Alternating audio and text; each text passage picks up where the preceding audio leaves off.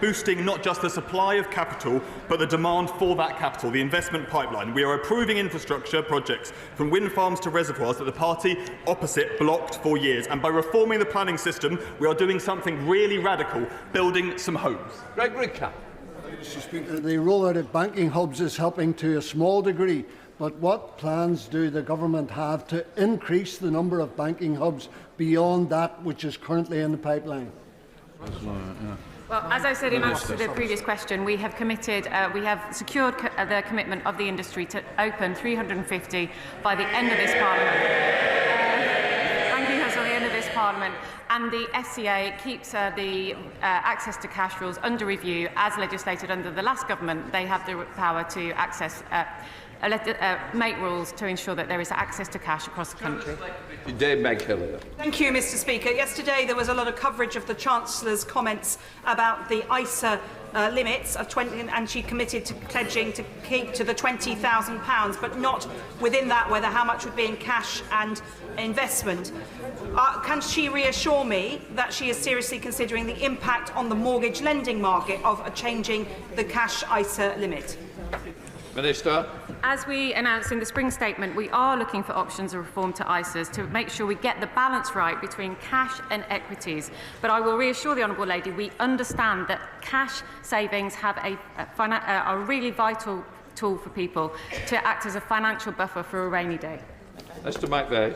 I'm sure the Chancellor subscribes to the basic principle that if the cost of something is put up, then we'll see less of it. It's the reason that governments over many years have put taxes on things like smoking. Does she accept this principle also applies to employing people? And the more expensive this government makes employing people with its jobs tax, increasing NIC for employers, the less we will see of it. Well, I think a really good example of that is the Conservative Party. The cost of the Conservative Party went up and the number of MPs shrunk. Independent Commission on Neighbourhoods report recently showed Blackpool has 98% of its population living in neighbourhoods that are high need. With 34 critical mission neighbourhoods in my constituency, can the Chancellor outline what this government is doing to improve growth in our forgotten coastal towns? Chancellor. I thank my honourable friend for that question. Yesterday we announced £360 million of investment in coastal and fishing communities, which will be absolutely vital for ensuring that those constituencies and those communities continue to thrive. Vicky Slade.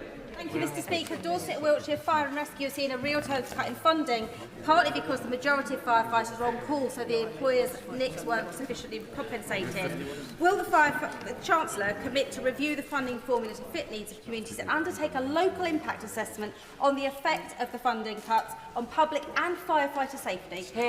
Minister. Thank you, Mr. Speaker. This government has already increased spending on the NHS by £22.6 billion, police funding by £1.1 billion, and fire and rescue authorities by another £65.5 million. Further spending will be set out in the June spending review, but this is yet again another example of a Labour government delivering on the promise of change. Final question, Brian Leishman. Thank you very much, Mr. Speaker. To alleviate grinding penury for millions, the Chancellor could introduce an annual wealth tax on multimillionaires that would raise approximately £24 billion per annum. Yet the Chancellor refuses to entertain this, but does consider cuts to welfare as acceptable. Why do, quote-unquote, tough political choices always seem to impact those that are most vulnerable? Chancellor. At the budget last year, we increased the rate of tax on non-doms. We increased capital gains tax. We increased the carried interest on bonuses, and we also introduced VAT on private schools. This government is ensuring that the wealthiest pay their fair share, because that's a basic Labour principle. Right, we'll let the front benches change over.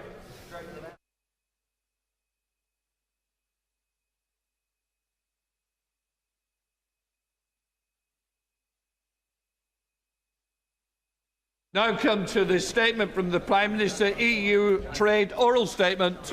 Keir Starmer, sir. Thank you, Mr. Speaker. With permission, I'd like to update the House on the 3 recent trade deals we've struck in the national interest. But first, Mr. Speaker, I'd like to say something about the horrific situation in Gaza. where the level of suffering, innocent children being bombed again, is utterly intolerable. Mr. Speaker, over the weekend we coordinated a response with our allies, as set out in my statement with President Macron and Prime Minister Carney last night. And I want to put on record today that we're horrified by the escalation from Israel. We repeat our demand for a ceasefire as the only way to free the hostages. We repeat our opposition to settlements in the West Bank. And we repeat our demand to massively scale up humanitarian assistance into Gaza. The recent announcement that Israel will allow a basic quantity of food into Gaza, a basic quantity, is totally and utterly inadequate. So we must coordinate our response, because this war has gone on for far too long. We cannot allow the people of Gaza to starve, and the Foreign Secretary will come to the House shortly to set out our response in detail. Mr. Speaker, let me turn now to the 3 deals this government has struck. The principles we took into the negotiations are clear and simple. Does it drive down bills? Does it drive up jobs? Does it strengthen our borders? And in each case, the answer is resoundingly yes.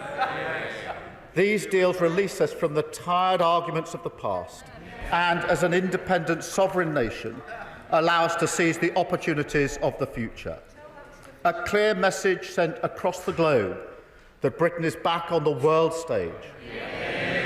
Mr. Speaker, a trade deal with the world's fastest growing economy, India, cutting tariffs for British industries, a huge boost for our whisky and gin distilleries. Their only concern now, Mr. Speaker, is whether they can produce enough to sell. And for our car manufacturers, tariffs slashed from over 100% to just 10%, with no concessions on visas. A trade deal with the world's richest economy, the United States, slashing tariffs, saving thousands upon thousands of jobs in car manufacturing in places like JLR, protecting our steel and aluminium exports and safeguarding interests for our hugely important pharmaceutical sector. But, Mr. Speaker, I can already see that when it comes to this hat-trick of deals, it's our new partnership with the EU that they most want to talk about. And, Mr. Speaker, and given their abject failure to strike a deal with India or the US, I can't say I blame them. So let me spell out the benefits of this deal, which gives our country an unprecedented level of access to the EU market. Mr. Speaker, the best access of any nation outside the EU or EFTA. I will start with our security, because when Russian tanks rolled into Ukraine over 3 years ago now, the gauntlet was thrown down, and it's our responsibility to step up. That is what this world demands, and it's what this partnership delivers, strengthening our national security through our new security and defence partnership. Mr. Speaker, that paves the way for British defence firms to access the EU's €150 billion defence fund. That will support British jobs, British wages, British livelihoods. The partnership also increases cooperation on emissions trading, saving UK businesses from having to pay up to £800 million of EU carbon taxes, once again backing British businesses. The deal will drive down bills with increased cooperation on energy, because the agreement negotiated by the party opposite left us with a more expensive way of working with our neighbours, a needless rupture despite our grids being connected by underseas cables. This partnership brings those systems together again, benefiting British bill payers and boosting clean British power in the North Sea. Mr. Speaker, it also strengthens our borders, because again the previous deal left a huge gap, weakened our ability to work together to tackle illegal migration, the ultimate cross-border challenge. This partnership closes that gap, including joint work on returns, preventing channel crossings and working upstream in key source and transit countries, cooperating along the whole migration route to strengthen our hand in the fight against the vile smuggling gangs. It boosts our cooperation on law enforcement, Mr. Speaker, combating terrorism and serious organised crime, with closer operational work with agencies like Europol and better sharing of intelligence and data, including, for the first time, facial imaging. Mr. Speaker, it helps British holidaymakers because they will be able to use e-gates when they travel to Europe, ending those huge queues to passport control. And it delivers for our young people because we're now on a path towards a controlled youth experience scheme with firm caps on numbers and visa controls. A relationship we have with so many countries around the world, some actually even set up by the party opposite. We should be proud to give our young people that opportunity. And, Mr. Speaker, not for the first time, this government has delivered for Britain's steel industry, protecting our steel exports from new EU tariffs, backing our steel sector to the hilt. But last but certainly not least, Mr. Speaker, we have a new SBS deal, as promised in our manifesto, that will cut the price of the weekly shop, more money in the pockets of working people, less red tape for our exporters, no more lorry drivers queuing for 16 hours at the border with rotting food in the back, no more needless checks, the inevitable consequence of their policies that made it so much harder to trade, even within our own market, between Great Britain and Northern Ireland. And, Mr. Speaker, that means that British goods that have long been off the menu in Europe can regain their true place, including shellfish, hugely important in Cornwall, Devon and Scotland. Because, Mr. Speaker, not only does our deal on fish provide stability, with no increase in the amount that EU vessels can catch in British waters, it also provides a new SPS agreement which slashes costs and red tape for our exports into the European market. We sell 70% of our seafood into that market. It is a huge opportunity which our £360 million investment in British fisheries will now look to export. Mr. Speaker, the reaction to this deal from business has been absolutely clear. Mr. Speaker, I know you're a stickler for time. I don't have time to run through the list of supportive quotes from businesses. But this... Fine. All right. But this new partnership...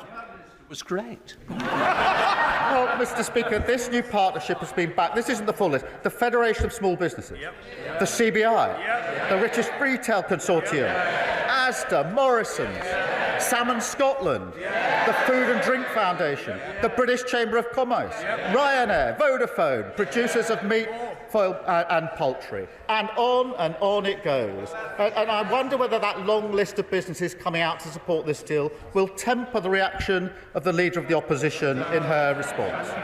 But then again, for weeks now, she's been dismissive of the benefits of any trade deal, in defiance, frankly, of her party's history. But it's not just them, it's also the member for Clapton, who's not here, the member for Kingston, who've both shown in their own ways that their parties simply do not get that if your whole approach to our allies is about striking a pose, then you don't get to strike a deal. And, Mr. Speaker, what that means in a world like ours, where deals are ever more the currency of security and justice, is that you don't get to make a difference and you don't get to deliver for Britain. That is what this partnership means. And for years we were told it couldn't be done. What they meant was they couldn't do it. We were told that a deal with the US or India was impossible. What they meant was impossible for them. We were told that a choice must be made between the US and the EU. What they meant was they couldn't do a deal with both. Mr. Speaker, this government can and this government will, because we stay in the room, we fight for the national interest and we put the British people first. That is what these deals represent, a signal that we're back on the world stage, a global champion of free trade, playing our historic role on European security. But above all, making deals that put money in the pockets of working people. Because, Mr. Speaker, that is what independent sovereign nations do, and I commend this statement to the House. Leader of the Opposition, Kemi Badenoch. Mr. Speaker, When Labour negotiates, Britain loses. He talks about a hat trick of deals. They are own goals. In 2020, the Conservatives concluded the Trade and Cooperation Agreement, the largest and most comprehensive free trade agreement in the world. We agreed to come back in 5 years to improve terms. This renegotiation should have been an opportunity to improve terms for our country. The terms are improved for the EU. And the Prime Minister can dress it up as much as he wants, but he has failed. It is bad for bills, it is bad for jobs, and it is bad for borders. This is not a deal made for Britain. This is a deal made for Labour's PR, to show them on the world stage. But it is a stitch-up for our country for their short-term headlines. Let's take the Prime Minister's abject failures one by one. First, on fishing. He has given away the prize most desired by EU member states and done so for almost nothing. Mr. Speaker, it is very easy to sign deals if you're prepared to give everything away for pennies. This deal locks out our fishermen until 2038. We are now in a worse position than the Faroe Islands, a set of islands with a population of Scarborough, but who get to have annual negotiations. And the Prime Minister quoted some organisations welcoming his deal. He doesn't listen to them normally, but he left one out deliberately. The National Federation of Fishermen's Organisations, who have described the deal as a surrender and a giveaway. This is a Prime Minister who would pay to give away his family silver. Why is the Prime Minister selling our fishermen down the river? Is it because they don't vote Labour? Second, on food and agriculture, the Prime Minister is going to pay the EU, Mr. Speaker, he's going to pay the EU to abide by laws that we have no say on. While British farmers struggle with the family farms tax his Chancellor has imposed on them, their regulations will now be made in Paris and enforced in Brussels. It is a total capitulation. We're not in the EU. We are not at the table. So can the Prime Minister tell us how is he going to ensure accountability for the hundreds of regulations he has signed this country up to? Third, on energy, the Prime Minister has shackled us to the EU's emissions trading scheme. This means the government can no longer cut energy costs without the EU's permission. It will also unravel parts of the India FTA he's just negotiated. This isn't a technicality, it is a betrayal. The House should be in no doubt. This means higher bills, more pain, and less flexibility.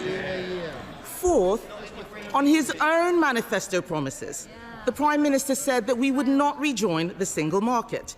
He promised no new payments, that he would protect British interests. That promise has lasted about as long as his commitment to protect pensioners' winter fuel allowance. He said whatever was needed to win power, Mr. Speaker, and now he'll say whatever is needed to keep it, even if it means selling out our sovereignty, our businesses, and the public. The truth is that most of what was announced yesterday was not a deal. There was no binding agreement on anything. Most of the items outlined are simply agreements to enter into further discussions we are already having. The Prime Minister is boasting that we will now avoid airport queues because we'll get access to EU e-gates. It sounds great, except it isn't true. Some airports already allow it. This deal does not guarantee it anywhere. Each country still has to agree.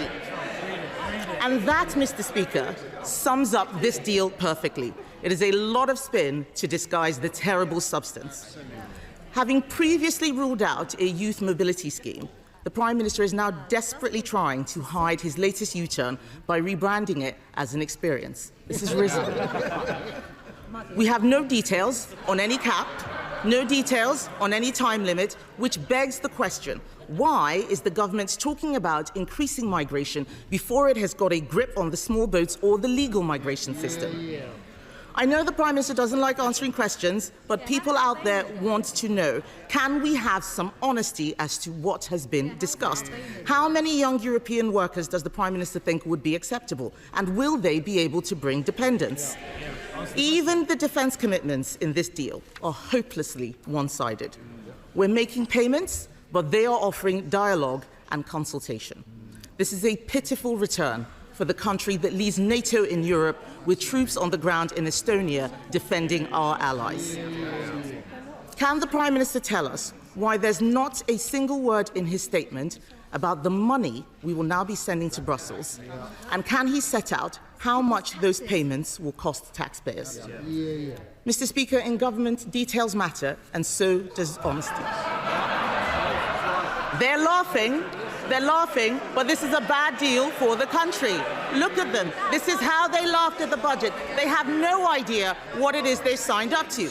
He said he would stay out of the single market. He's going into the single market for agri-food, electricity and energy. He said he'd stay out of the customs union, but he is accepting EU tariff rules. How does he plan to stop the EU changing them to our disadvantage? He has no idea, neither do any of them. Because the British people know, Mr. Speaker, when they are being misled. They know that headlines fail. He didn't listen to the CBI on the jobs tax. He didn't listen to the FSB on the family farms tax. This deal has already unravelled. The damage is becoming clear. The political consequences will be huge. And here he is, trumpeting his success. And when he stands up in a moment, he'll deflect, he'll dismiss, he'll distract. But we all know the truth. This was a fiction of a speech, a fraud of a deal, a failure of a Prime Minister.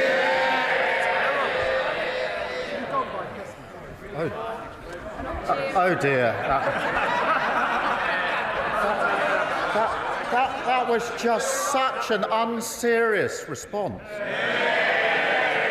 She says detailed matter in government. They matter in opposition as well. The SPS agreement cuts red tape and bureaucracy for all food and agriculture going into the EU. That's a massive boost for our supermarkets, for our farmers and others. Why is it that all the supermarkets have come out behind this? Because they know how important the SPS agreement is. It's completely in our favour. Huge amount of detail there. The best agreement. On defence and security. Defence and security. Greater operational coordination. And she's against it at a time like that. It opens the gate to the EU Defence Procurement Fund of €150 billion. That was a condition of it.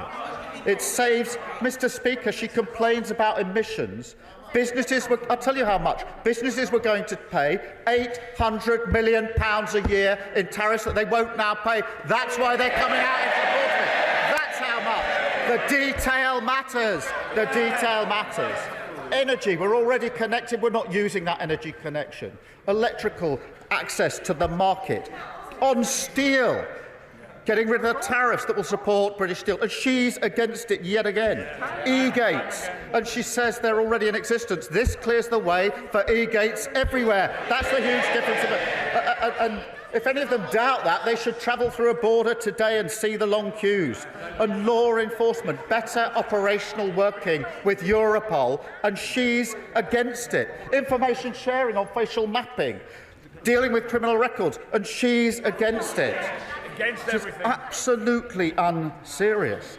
She's also against the India deal, which of course does huge things for trades like whisky, where their only concern is whether they can produce enough. They've been absolutely clear about supporting the India deal, a deal they tried to do, and she now says she's against it. The US deal, which saved thousands upon thousands of jobs in car manufacturing, and JLR. I don't know whether she had the chance to do that trip to JLR, but she really ought to before she responds like that again. The US deal that reduces tariffs on steel so our steel can be sold into America, and she's against it and supports our whisky and gin. Mr. Speaker, she is against every single deal. She's the only ex-Trade Secretary who's against every single deal. This deal has been welcomed broadly because they're good deals. Now let me turn... Oh, Mr. Speaker, you don't get a great long list of endorsements from all of the business associations, all of the companies. It's just they're so unserious that they're lost. They're lost into a descent in the abyss. They used to be a proud party of trading agreements. They have slid off into the abyss. That's where they are. And, Mr. Speaker, on fishing, none of the rights negotiated by the party opposite have been removed. None of the rights. No change to access to coastal communities, the same as before. No reduction in the British quota or increase in EU quota, same as before. Reciprocal arrangements, same as before. What is new, Mr. Speaker, is the SPS agreement for the first time and permanent. They were unable to do this. That reopens the EU market for shellfish and makes it much easier to sell British fish into our largest trading partner. And, Mr. Speaker, that's hugely significant because 72% of British fish is traded into EU markets. It's now easier to do that. And we're backing that with £360 million for our fishing and coastal grants. Mr. Speaker, she talks about the Youth Experience Scheme. It is a capped scheme. It is time-limited. It is capped. It's time-limited. It is balanced. Mr. Speaker, on relation to standards, the truth is this. We are currently aligned in our standards. We just don't get the benefit of it. We want to continue to have high standards, and that's what the British public want, and that's what this deal delivers. We will have a role in shaping any future rules. An application of them is specifically subject to our constitutional arrangements. We will have a process in this Parliament to apply the rules. But let's be clear, we are already applying those rules at the moment. We're just not getting the advantage. This strips that away. It's good for our country, good for our economy. And it's a shame that she can't stand up and support it. Chairman of the Trade and Industry Committee, Liam Burn. Thank you, Mr. Speaker. This deal is good for business and this deal is good for Britain. I want to congratulate the Prime Minister on embracing a good half of the Select Committee's recommendations, agreed, if I might say, Mr. Speaker, cross-party. While some in this House are proposing trade barriers, he is building trade bridges, and that is in the national interest. Now, we have a deal, Mr. Speaker, but we do not have a date.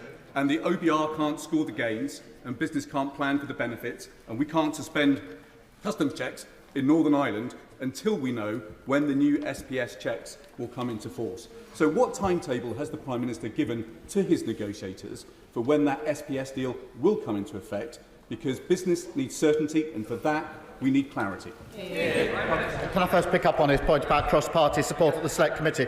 Because there are members of the party opposite who I think are ashamed by the response to the Leader of the Opposition and know very well that these are good deals that should be supported. A number of backbench MPs are already coming out saying, actually, these deals are good and in the national interest.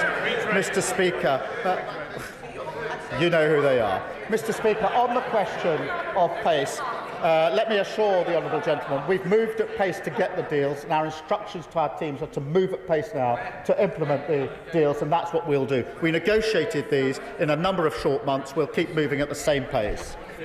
Leader of the Liberal Democrats, Sir Ed Davey. Thank you, Mr. Speaker. Can I associate myself with the Prime Minister's remarks about the appalling situation in Gaza? And when he's working with our French and Canadian colleagues to put pressure on Netanyahu, will he consider, with the French, having a formal recognition of the state of Palestine? Speaker, coming to the EU reset deal, the Prime Minister will know that we don't think this deal goes far enough to fix our broken relationship with Europe. But there are many parts that we do welcome. We have long been arguing for an agri-food deal to help British farmers export to Europe. We have long argued for a youth mobility scheme to give our young people incredible new opportunities and British businesses, especially in hospitality, a boost. We have long argued for closer alliances on defence in the face of Putin's imperialism and Trump's unpredictability. So can I welcome the progress on these issues, even if it is only very limited progress on things like youth mobility? Because, Mr. Speaker, we've all seen the terrible damage caused by the Conservatives' Brexit deal. And hearing the Conservative leader complain today is like listening to a backseat driver who previously crashed the car. Our country has moved on from the divisive Brexit wars of a decade ago, and some members of this House need to do the same. But does the Prime Minister accept that this deal must be only the first step? And we must be far more ambitious in strengthening our economic and security ties with our nearest neighbours. We believe that a bespoke customs union is a key part of that. Not turning back to the past, but forming a new partnership that serves our national interest. I know the Prime Minister once made that a red line, but he will accept that the world has changed since then. So will he open negotiations on a customs union to get a better deal for Britain? Mr. Speaker, a trade deal to dwarf all other trade deals.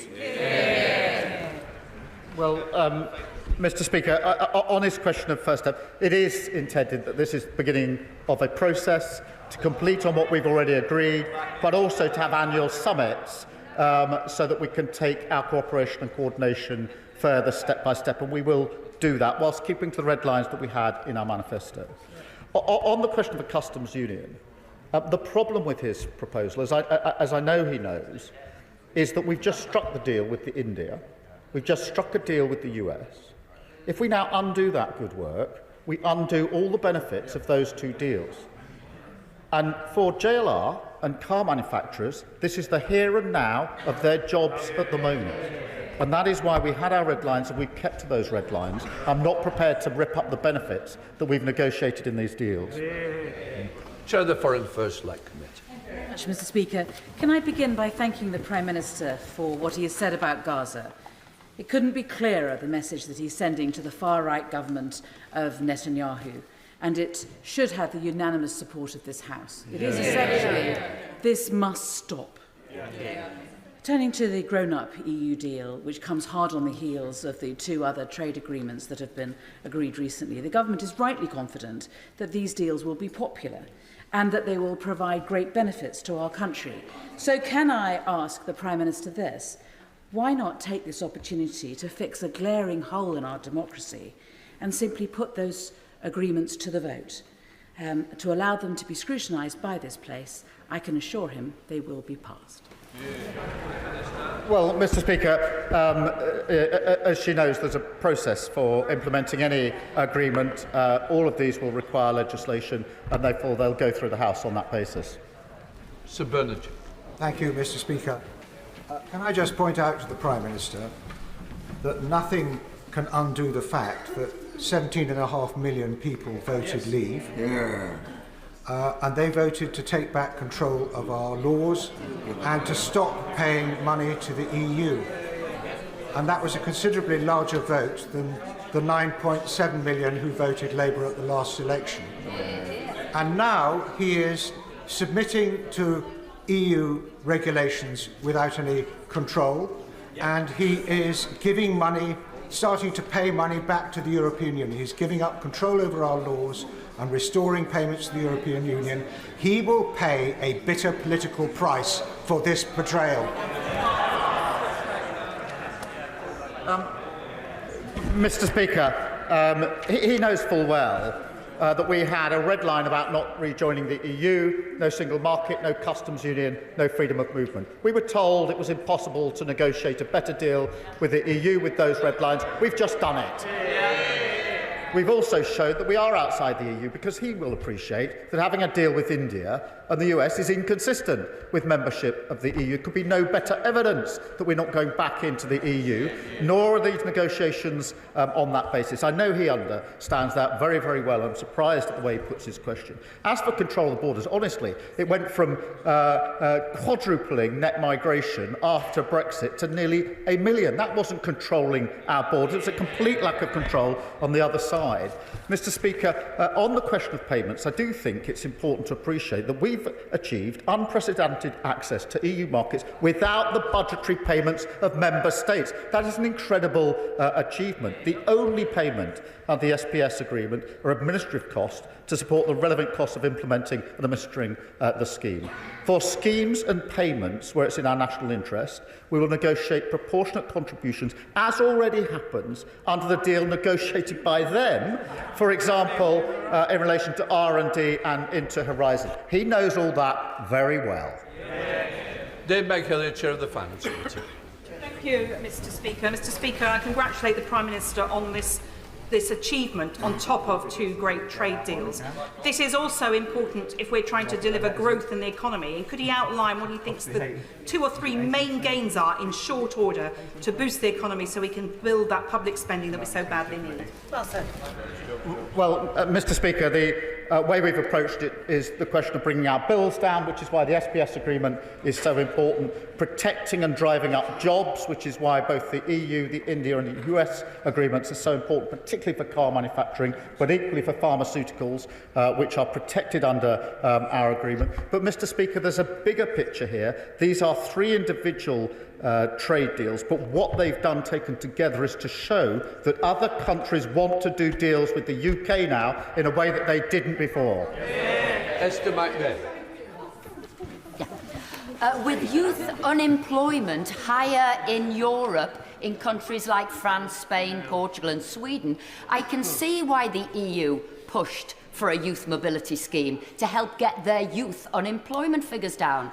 So can the Prime Minister tell the House what impact assessment he has done on his youth scheme for youth unemployment for young Brits, particularly white working class boys who suffer the most? And can he tell the House today the cap he has put on numbers for people coming into the UK? If he can't, this is a bitter betrayal of British youth. Mr Speaker, this provides young people in the United Kingdom the opportunity to work, to study and to travel in Europe. It is going to be a capped scheme of limited duration and with visas, something, again, everybody said we couldn't negotiate. We have negotiated. And in relation to our question about what we're doing for young people in this country, she should look to the Trailblazer schemes that we set up that are helping young people back into work. Noah Law.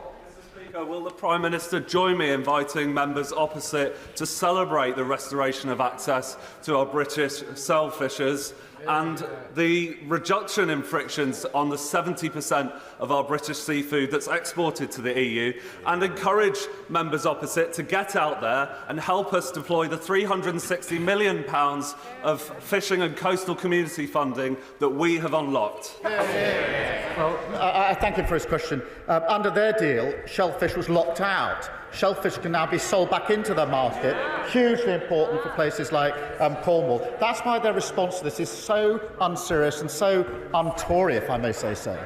Sir Oldie. Thank you very much, Mr Speaker. On 6 separate occasions since the beginning of the year, I've asked the Paymaster General about plans for a youth mobility scheme, and every single time he told me that Labour had no plans. I realise I was in error. I should have asked about a youth experience scheme.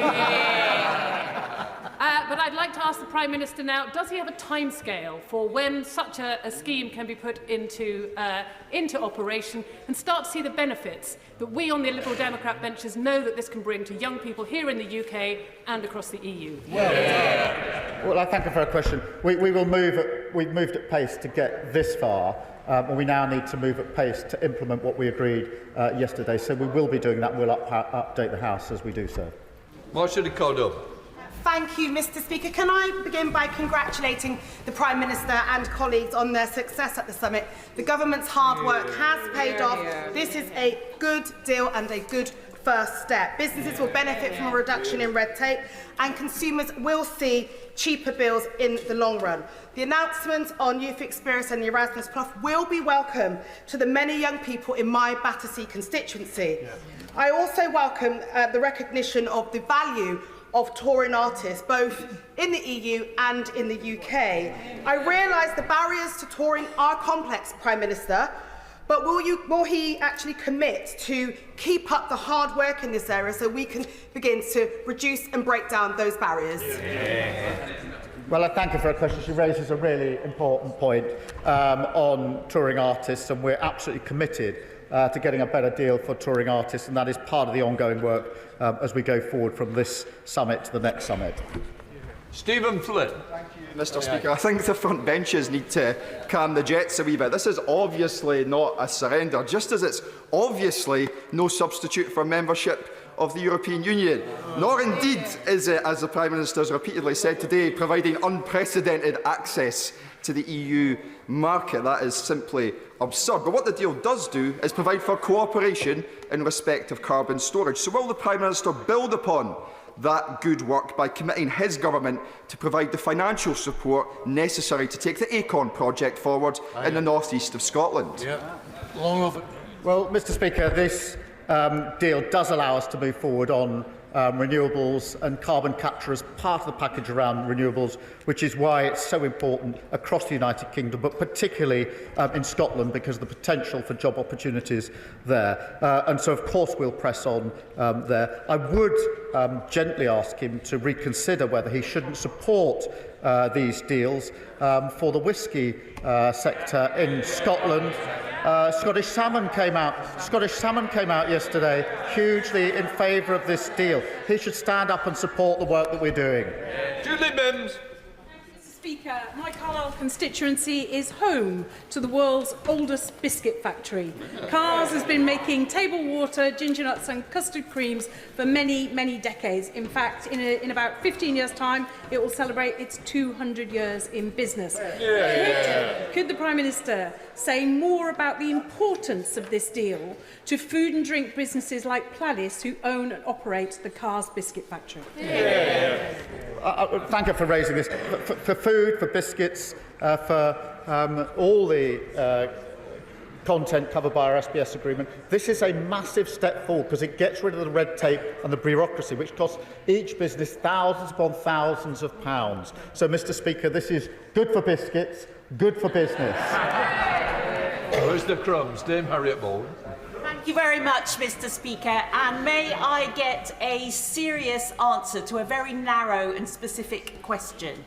We know how much fishing rights the Prime Minister was prepared to give away for how many years in order to accede to the EU demands, but how much UK taxpayers' money is he willing to hand over to the EU to sign up to their protectionist demands?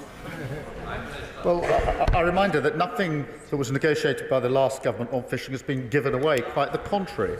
In relation to costs, I gave an answer earlier in full, which is we are not paying into the EU budget in the way that EU members do, and that's why this unprecedented access is so important.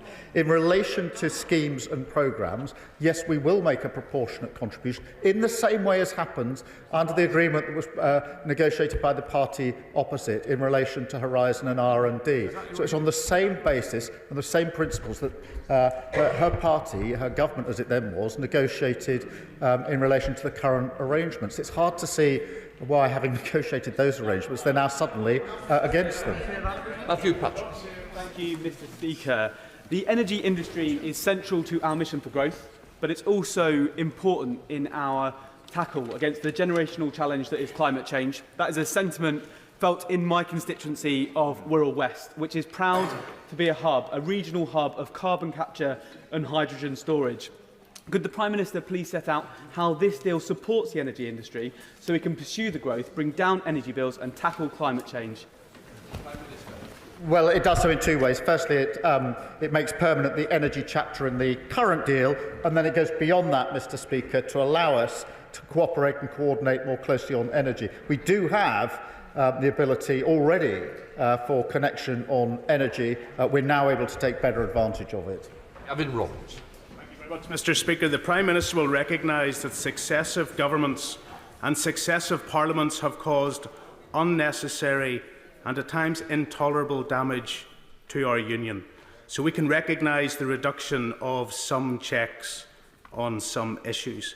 But can he explain to this House why, if the animals and their products that are able to come to Northern Ireland now free of checks are suitable, why is the European Union still intent on banning the very veterinary medicines that those animals take? If standards are the same in the United Kingdom and the European Union, and this Parliament has already decided that the CE markings will be retained, why are products and manufactured goods not part of this arrangement? And will he confirm to this Parliament that it is his intention as Prime Minister to rid Northern Ireland of the Windsor framework and get rid of the barriers within our union?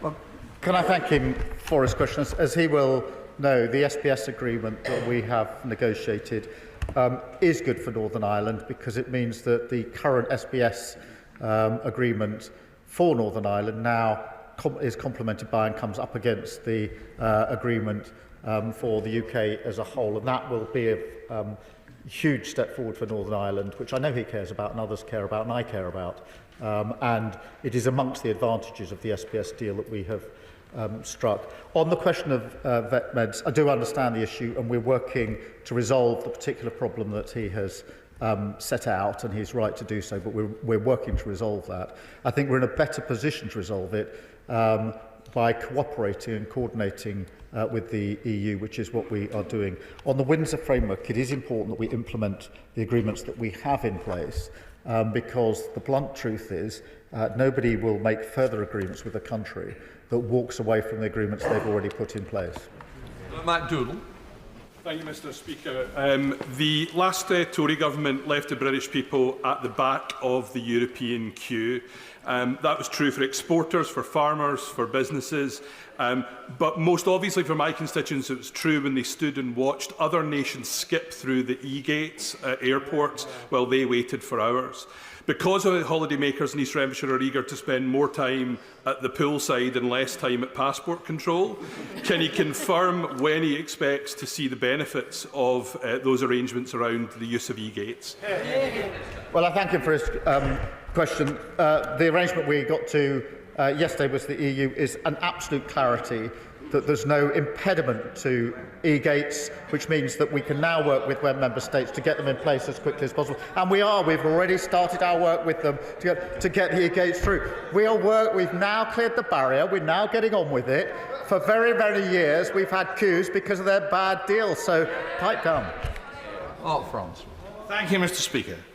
The most pernicious part of this deal is dynamic alignment, by which we become an automatic rule taker from the European Union. Labour have been briefing journalists. We have an opt-out from that. I've read the document in detail. We don't. And besides, the ECJ is the ultimate arbiter in a dispute. It is, so the EU will always win. Why, Prime Minister, when the British people voted peacefully and democratically to leave the European Union, have you surrendered that right and made us a rule taker to the EU once again? I'd forgotten about some of the nonsense that's spouted. Just on the question of how the rules are made, they will go through a parliamentary process in this House. In this House. We are already aligned. We are in alignment. We are just not getting the benefit of it. This gives us the benefit which will be counted in the business jobs and bills that we can deal with this. And in relation to an independent arbiter, there's independent arbitration where there's disputes in this agreement.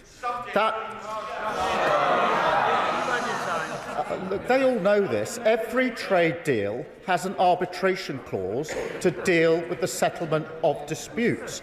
All trade deals have that, including all the trade deals that they have negotiated.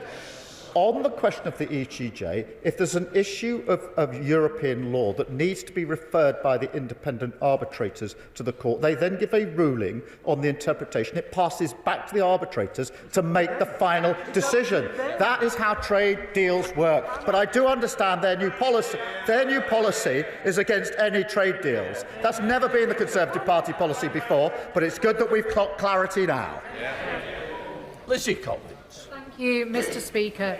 This deal is very, very welcome, particularly for my farmers in Morecambe and Loonsdale. But, Mr Speaker, as a young person, I benefited from a year in New Zealand and a year in Spain.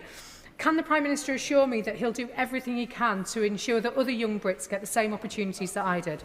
Thank you. Well, Mr Speaker, I do want young people in this country to have the opportunity under the scheme to work, to travel and to involve themselves in volunteering and other activities in Europe. Tim. Thank you, Mr. Speaker. Thanks to the appalling deal done by the Conservatives with the EU in 2020, we saw farmers lose 34% of their export market into the European Union, which contributed to a 41% drop in incomes for livestock farms in my constituency and across the country. So we are encouraged to hear about the access to the European markets for our farmers, but can he say more about that and the extent to which we will be able to know when those opportunities might avail themselves to farmers in West London and beyond? Well, I thank him for raising that, which will be of huge interest to his constituents. If I got his number right, I think he said there was a 41% drop in trade because of the deal that the previous government did for farmers, who they claim to champion. What this does, as he'll appreciate, is to ensure that food and agriculture going into the EU will under the SPS agreement, do it without any of the red tape, any of the bureaucracy. That will make it much easier for his constituents, much easier for farmers generally to trade in the EU market, bringing down their costs, which is hugely important for farmers and his constituents. On the question of timing, we'll do it as quickly as possible. We're moving at pace. I do appreciate that for farmers in his constituency, farmers across the country, this is hugely important to undo the damage that the previous government did. Abdul Khan. Can I also congratulate the Prime Minister for this deal? Manchester has a student population of over 100,000, many of whom I represent. They will be pleased to hear, as I am, that the UK and EU will develop a scheme focused on student exchange, supporting young people to study, volunteer, work, or travel across Europe. So does the Prime Minister agree with me that this deal will provide life-changing experiences for our young people and will strengthen our broken relationship with the EU for generations to come? Well, I can confirm I want those experiences, those opportunities for our young people. I think the country wants those experiences for young people. I'm not even sure the party opposite are genuinely against better opportunities for our young people to go and work and travel in Europe. Richard Tice. Thank you, Mr. Speaker. In Boston and Skegness, my fishermen are furious that the Prime Minister has surrendered the fishing industry, and my constituents are furious that you've surrendered on freedom of movement and on rule-taking under the ECJ. But there is good news, Mr. Prime Minister. Do you accept that you've also surrendered the jobs of many of your backbench MPs at the next general election to reform? Well, I'll happily explain to his constituents the huge benefits of these deals, measured in jobs that will be saved, jobs that can now thrive, bills that will come down. And it is really important for our economy that we have these deals. That is in the interest of his constituents. It's in the interest of the whole country. Gregor Boynton. Thank you, Mr. Speaker. When it comes to evaluating the merits of the deal, who would the Prime Minister suggest my Livingston constituents listen to? Should it be the Scottish Chamber of Commerce, the NFU Scotland, or Scottish Salmon, all who have welcomed the deal? Or should they listen to John Swinney, who's lining up with the leader of the decision and the member for Clacton, and a desperate misguided event to try and create a constitutional grievance? A deal for which the Deputy First Minister has called important progress. Well, I was surprised to see the SNP First Minister line up with Reform and the leader of the opposition against a deal which has been welcomed by Scotland Salmon. Welcomed by Scotland Salmon, huge exporter from Scotland, because they know it's good for their business. But that's a pretty small and miserable club for the SNP to be in. Sir Julian.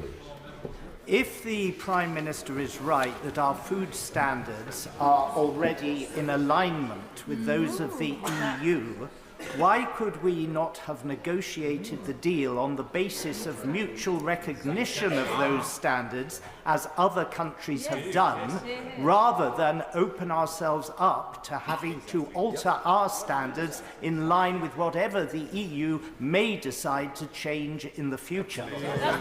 That's a very good question he should put to Boris Johnson. I'm sorry, Dr. Scott Arthur. Scott Arthur. Thank you, Mr. Speaker.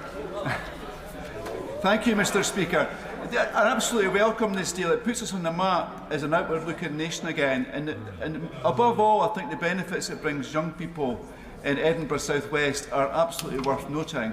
We know also that it's going to bring lower bills for people shopping for food and also people buying energy right across the UK.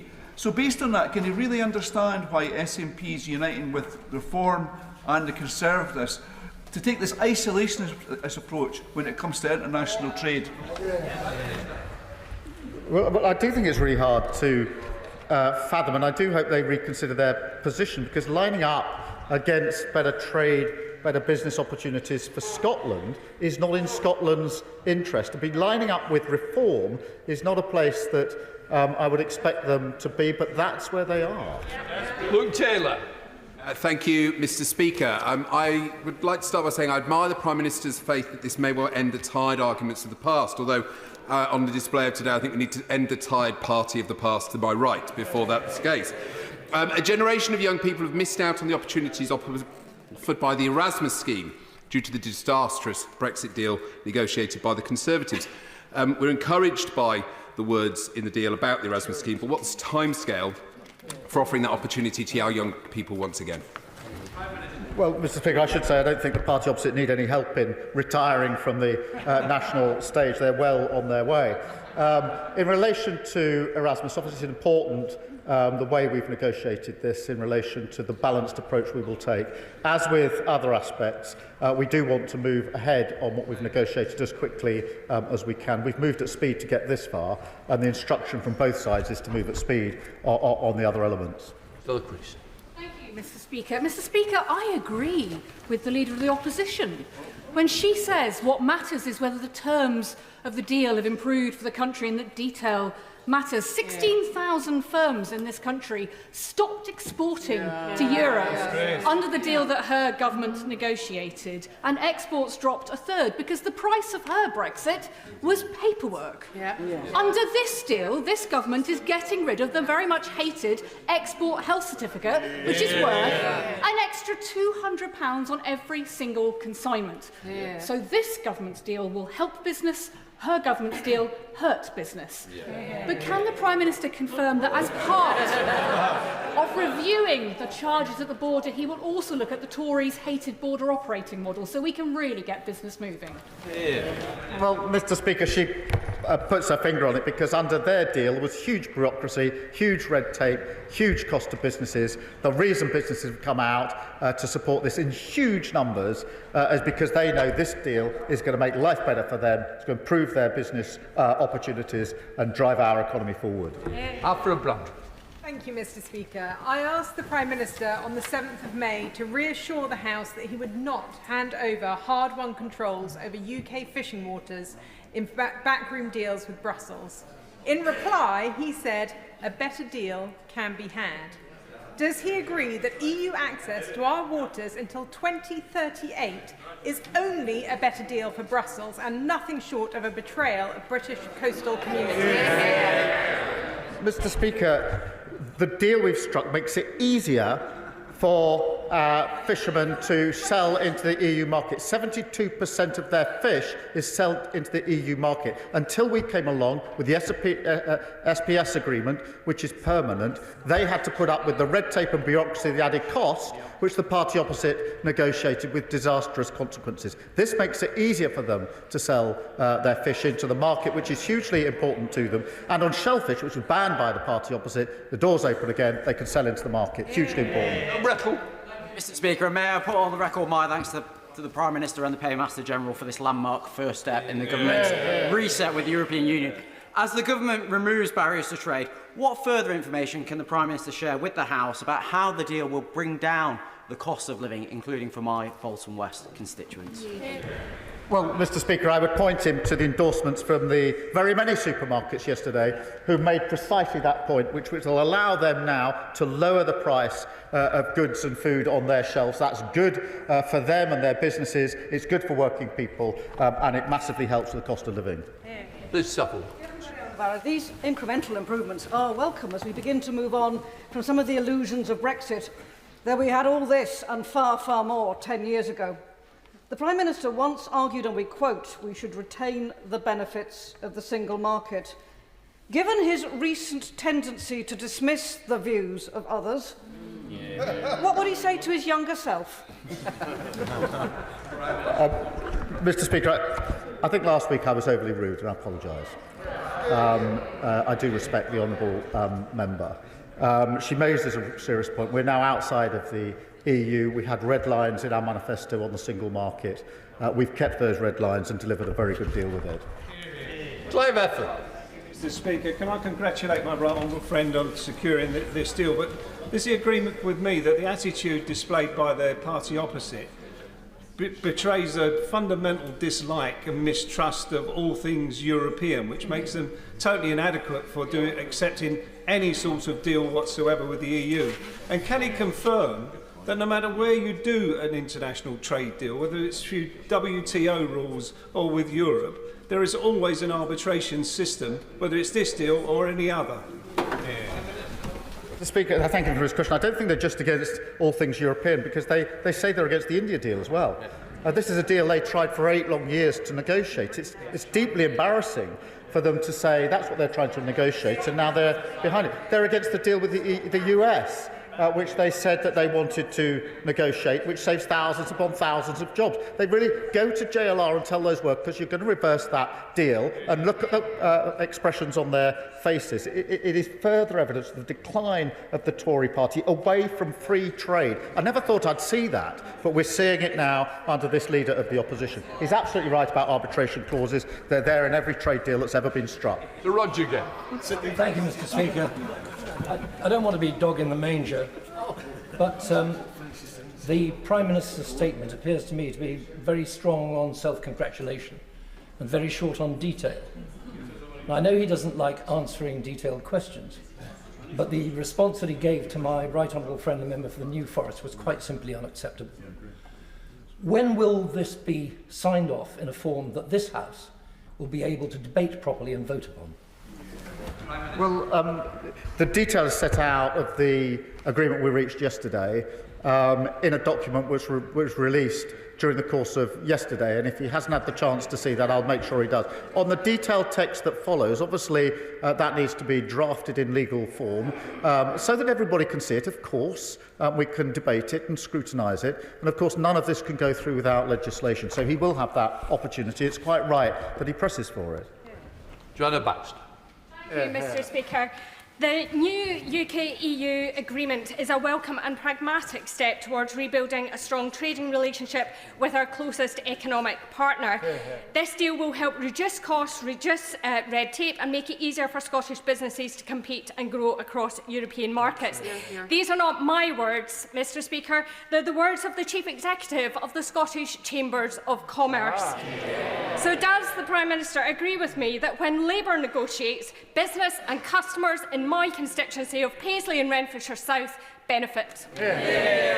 Well, she's absolutely right. And there's reasons why the Chamber of Commerce in Scotland are coming out in support of this deal. It's because they recognise the huge benefits of it. And it's very important in Scotland we do everything we can for working people and for businesses, and that is what we're delivering. Ellie Charles. Thank you, Mr. Speaker. On behalf of the Green Party, I broadly welcome the progress that was made at the summit yesterday. It's not quite the step change that we need, but it is a step forward towards the closest possible relationships with our closest neighbours that we continue to champion, although I would gently point out that it's hardly unprecedented because, of course, up until we left the EU, we had a much better relationship. Can I ask the Prime Minister, though, given that free movement of people in addition to goods, services and capital is such an important component of growth and also of building good relationships, why is he being so timid on the youth mobility scheme, given the huge benefits that this would offer to our young people and our country as a whole? Good question. Mr. Speaker, we had a clear red line in our manifesto on freedom of movement. We did that because we had a referendum, and the heart of that referendum, and one of the key issues, was freedom of movement. Everybody made their case, and the country voted to leave. We respect that, and that's why we put the red line in. What we've now negotiated is a scheme that doesn't cross our red lines, but is good for young people, both here and in Europe. Mr. Speaker, I'd like to turn to the cooperation aspect of this agreement, which I congratulate the Prime Minister for. When I was an international liaison prosecutor, my colleagues and I in the CPS, in Eurojust, in Europol, were relieved when the trade and cooperation agreement was finally agreed. Does the Prime Minister agree with me that this new deal enhances and improves our ability to tackle cross-border crime, serious and organised crime, and to keep the people of the UK safe? Yeah. Well, can I thank her for her previous work? And one of the important things I was able to do when I was Chief Prosecutor was to play our part in Eurojust. Mr. Speaker, Madam Deputy Speaker, I apologise. Before we left the EU, we could play our full part in Eurojust. That meant we shared evidence, we shared strategy, arrest arrangements, and issues about where a case would be prosecuted. What we want to do is to ensure that we improve law enforcement by making sure that wherever we can cooperate better with Europe. That wasn't possible under the deal that the party opposite negotiated. I want to make sure that we have better cooperation on criminal justice issues. Callum Miller. The previous deal that was done by the Conservatives tied up many businesses in red tape, so I warmly welcome the progress on SPS. But advanced manufacturers in my constituency are part of integrated supply chains with the EU, and they are still tied up in red tape. In light of the further summits that will be held, can the Prime Minister outline what this government will do to reduce that red tape and allow them to grow jobs in my constituency? Well, I thank you. On SPS, obviously, we've taken that step, the red tape goes, but we do want to reduce trade barriers wherever we can, both with the EU and anywhere else, frankly, because at a time when we're moving into a new era on trade and the economy, we certainly are, we need to reduce trade barriers across the country for the reasons that he set out. Liam Conlon. Thank you, Madam Deputy Speaker. I thank the Prime Minister for his work on this deal, which takes important steps in resetting our relationship with the EU. Alongside lowering trade barriers, many of my younger constituents in Beckham and Penge will be excited by the prospect of a youth experience scheme. Does the Prime Minister agree with me that far from being a concession, a youth experience scheme mirroring agreements that we already have in countries like Australia and New Zealand would create fulfilling cultural opportunities for young people across the country? Well, I do agree with him and remind the House we do have agreements in place with a number of other countries, some of them actually negotiated by the party opposite. I find it hard to believe anybody in this House genuinely thinks that we want to make it harder for our young people to work and study and travel in Europe. Graham Stewart. Thank you, Madam Deputy Speaker. We need 15 billion barrels of oil and gas between now and 2050, and currently we're expected to produce just 4 billion. New licences would support tens of thousands of jobs in this country, tens of billions of tax revenue. Can the Prime Minister assure the House that the agreement on alignment on climate policies does not stand in the way of common sense restoration of new licences in the North Sea so that we can produce the oil and gas we must consume in this country? Well, Mr. Speaker, on the question of licences, we have been clear about honouring new licences, and there's nothing in this deal that cuts across what we've said previously in relation to licences. Sheehan Wara. Thank you, Madam Deputy Speaker. A trade deal with the world's fastest growing economy, which the party opposite failed to achieve. A trade deal with the world's richest economy, which the party opposite failed to achieve. A trade deal with the world's biggest trading bloc, which the Tories in Reform would tear up despite the enormous benefits for British businesses, consumers and tourists. Would the Prime Minister agree with me that all this, plus financial stability, investment in key public services and our national security and infrastructure, that makes the UK the best place to start and grow a business in the world? And further, would he agree that given our fantastic quality of living, our great universities and skilled and passionate people, the North East should be the destination of choice for such investment? I think she's right that the 3 trade deals taken together do indicate that other countries want to negotiate and deal with the UK because they can see the path that we are on, and that is good and should be welcomed because there are huge benefits of it. And of course the North East and her constituents should benefit under all 3 of these deals. Chris Law. Speaker, the people of Scotland overwhelmingly voted to remain in the European Union in 2016 and overwhelmingly support rejoining it today. Perhaps you may want to listen. A fact that's been continuously ignored by successive UK governments. The limited measures announced do not come anywhere near to repairing the hammer blow that Brexit will continue to inflict on our public finances. Indeed, Madam Deputy Speaker, UK Government's own figures show the cost of Brexit is 20 times greater, or 4% of GDP, compared with this deal. So does the Prime Minister recognise that by continuing to pursue this disastrous Brexit policy, he's demonstrating that Westminster governments will never work in the interests of Scotland? I find it impossible to follow his reasoning. He thinks that we should be in the EU. He thinks we should be in the EU. That was voted on, but he's entitled to his position. But he's against a closer relationship. I don't understand why the SNP is against this deal. This is a closer relationship. There's a complete contradiction in the argument that he is making. And it's completely out of kilter with Scottish businesses who are welcoming what we achieve tomorrow. And on behalf of Scotland, they should be welcoming it. Conor Naismith. Madam Deputy Speaker, can I congratulate the Prime Minister for securing this sensible, pragmatic deal that demonstrates that we can respect the result of the 2016 referendum without settling for a bodged Boris Brexit. Does the Prime Minister agree with me that if the Conservatives and Reform want to rip up this deal, they should explain to my constituents why they should pay higher prices for food and energy? Well, I completely agree with him. They should go around the country and explain to constituents why they should pay higher prices. I think they'll get a pretty universal response. Harriet Cross.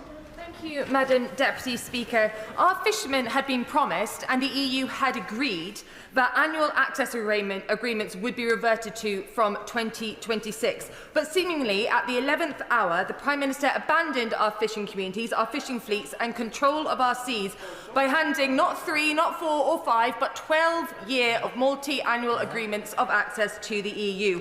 He sold out our fishermen to meet his self-imposed deadline for announcing the agreement. He has shown that he won't stand strong for UK fishermen, so can he confirm that it will be Parliament who have the final say on the fisheries deal, and it won't be ratified elsewhere by unelected officials in Whitehall or Brussels?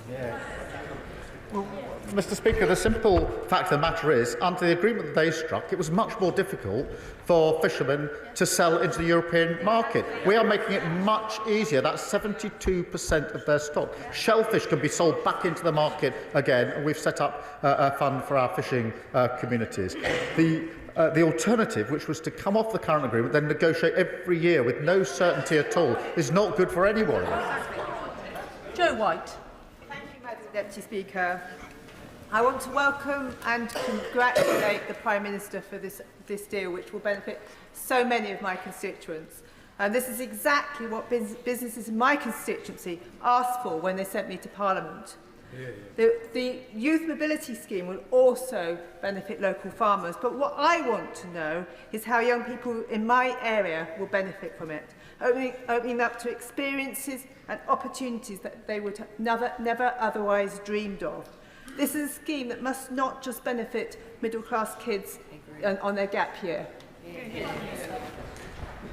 I completely agree with her wholeheartedly. This has to benefit all of our young people, and we'll make sure that it does, whether that's work or travel or study, because it is a really important opportunity for young people that we would want to provide to them and to help them then to take advantage of. Dr. Andrew Murison.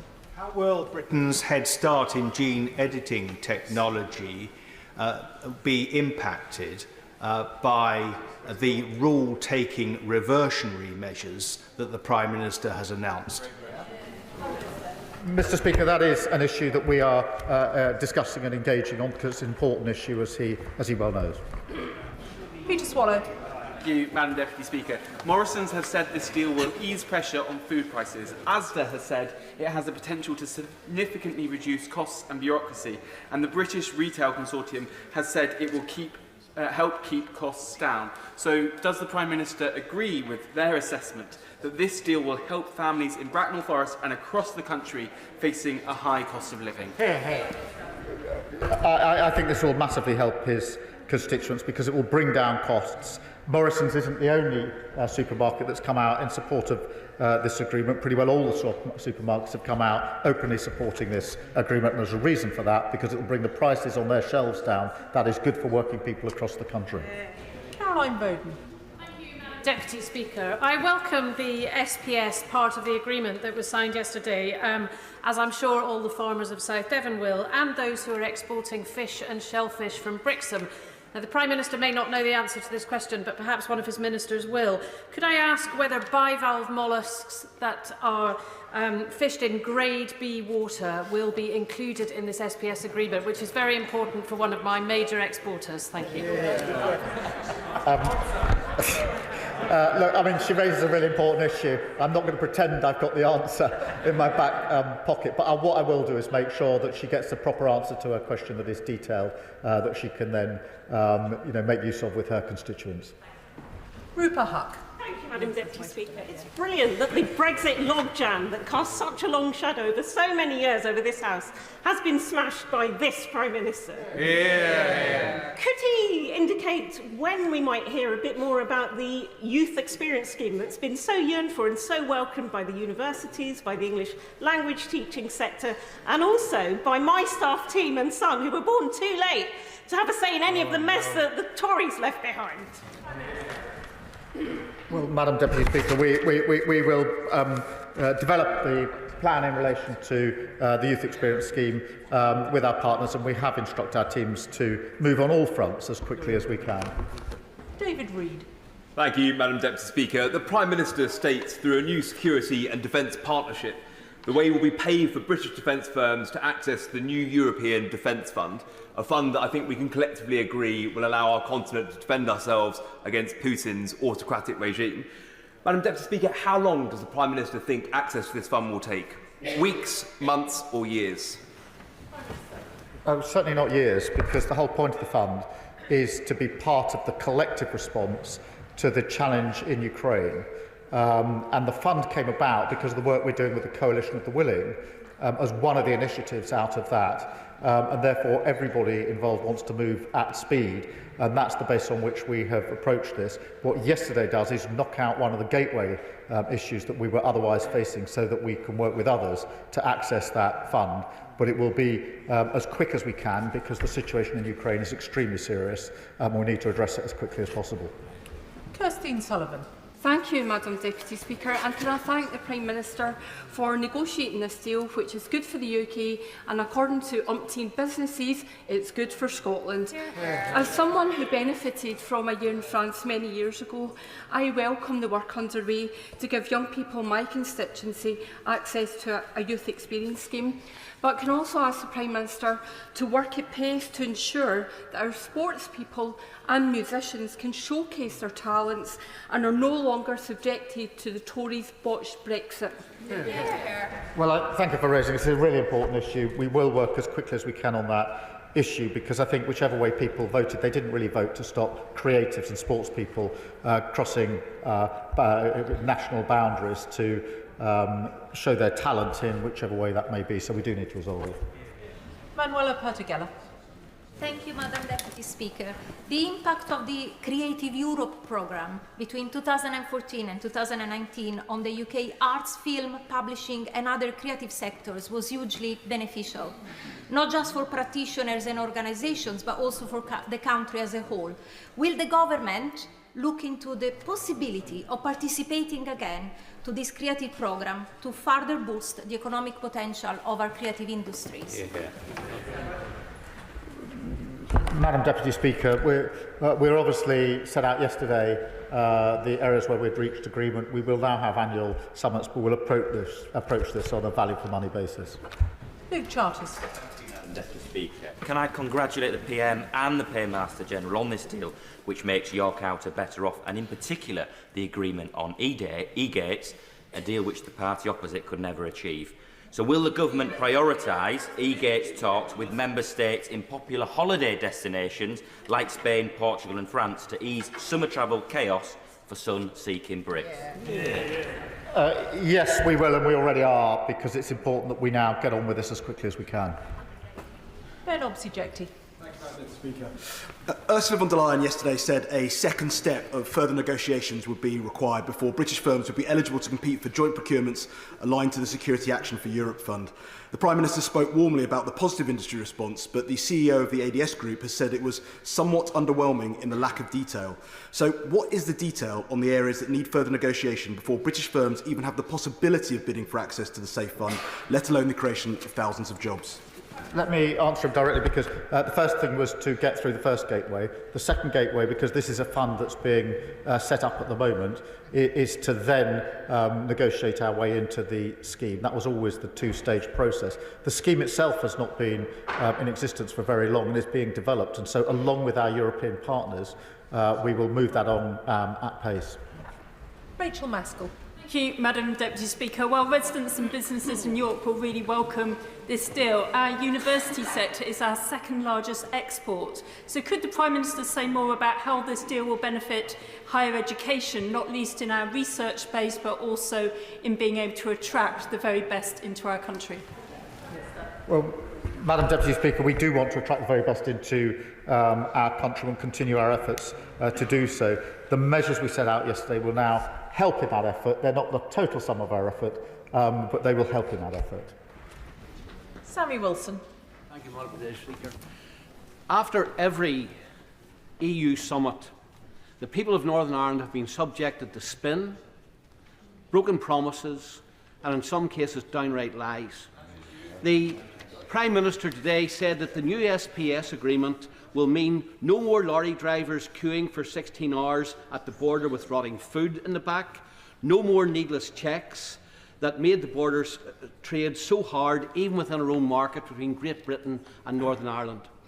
If what he is saying is true, can he tell me today that the £140 million border post being built in my constituent, spread over 10 acres, designed to carry out the very checks he says are now disappearing, is no longer necessary, and will construction on it stop? He raises a really important point, and what we do want to do with this agreement is to ensure that we do remove unnecessary checks wherever they are, but particularly we've had in focus the situation with Great Britain and Northern Ireland. And I do want to make sure that we ensure that we have real improvement on the situation on the ground and don't go to unnecessary expense. I do genuinely think for Northern Ireland this was a big step in the right direction. Yesterday we'll continue to make sure that we make progress.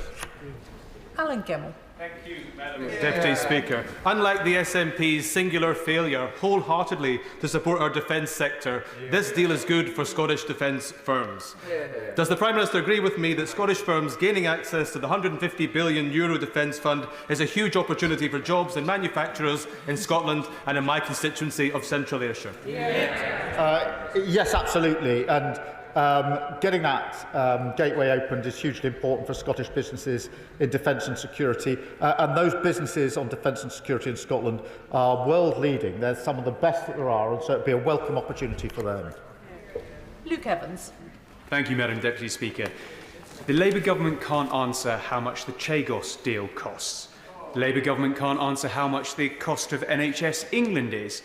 Can the Prime Minister answer how much this reset deal will cost, and that there will be no further expenditure to the EU?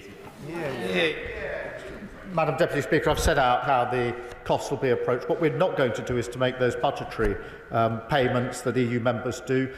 We will look at proportionate payments into schemes, as is currently the case in relation to Horizon, negotiated by the previous government. But the cost of the Tories on the country has been absolutely incalculable.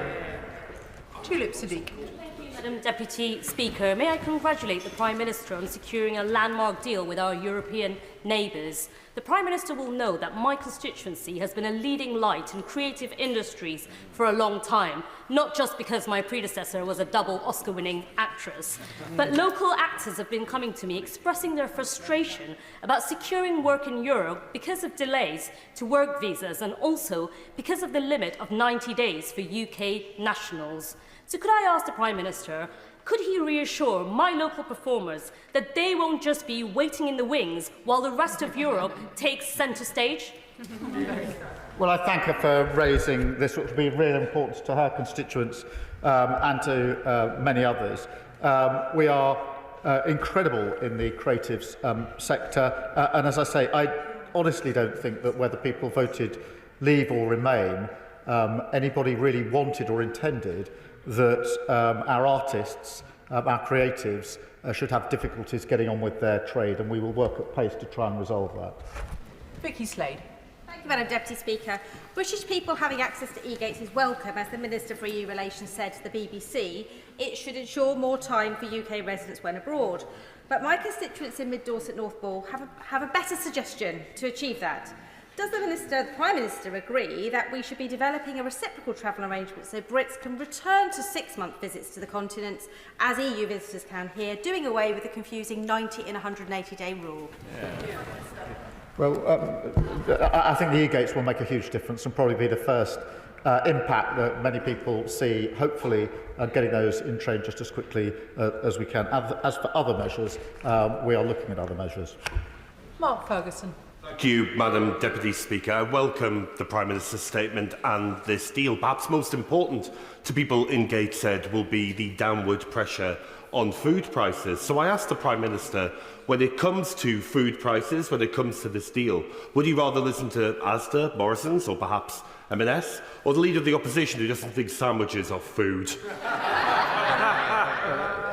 I listen to business on this, and they are universal in what they say about food, and that's why I am surprised that the party opposite is against a deal that brings down the price of food. Greg Smith. Thank you, Madam Deputy Speaker.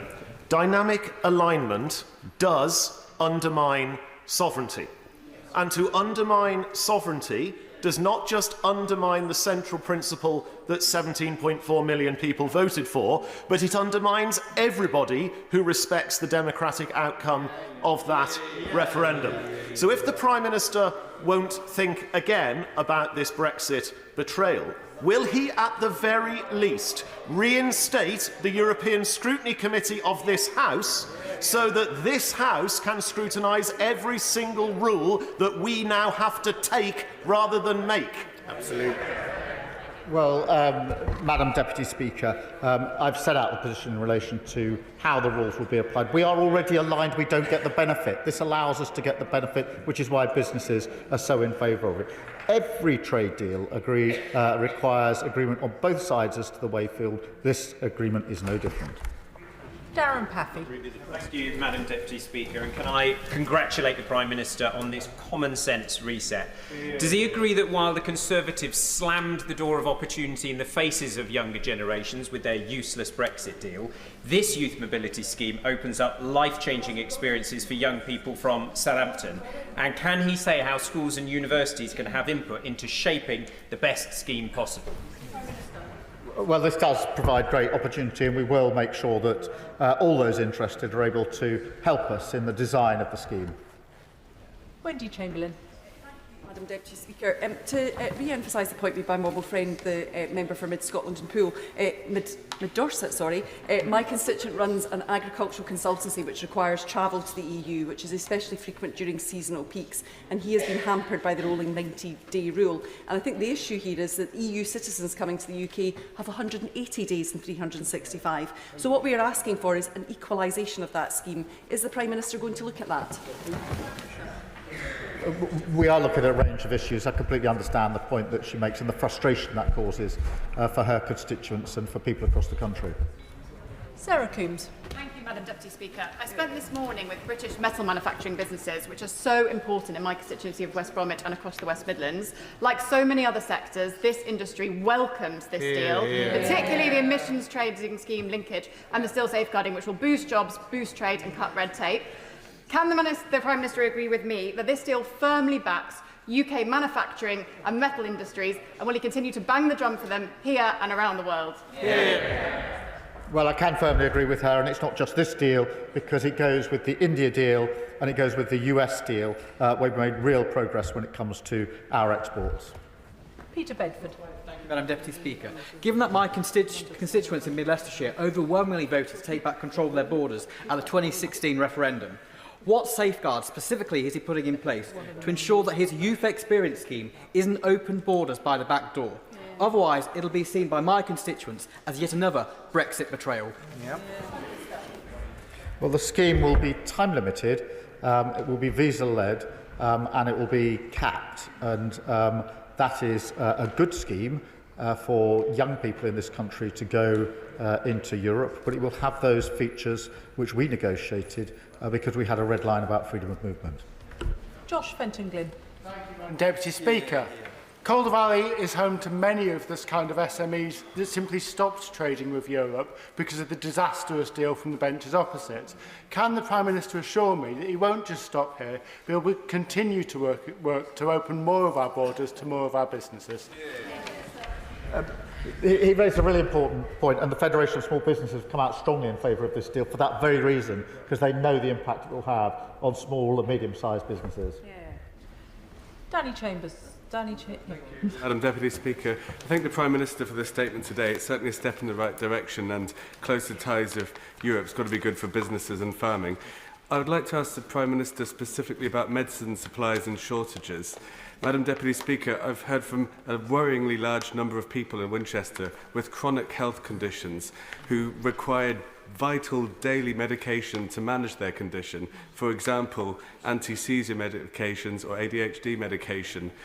Will the Prime Minister commit to removing medicine supply barriers with Europe and also commit to delivering an EU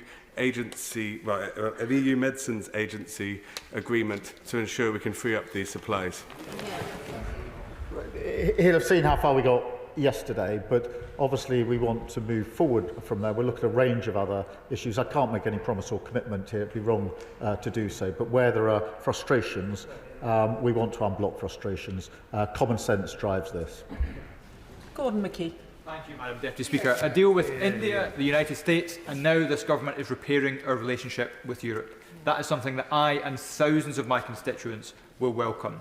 So can I congratulate the Prime Minister and ask him to go as fast as we can in securing the finalisation of the scheme to allow our young people to live, work and study in Europe?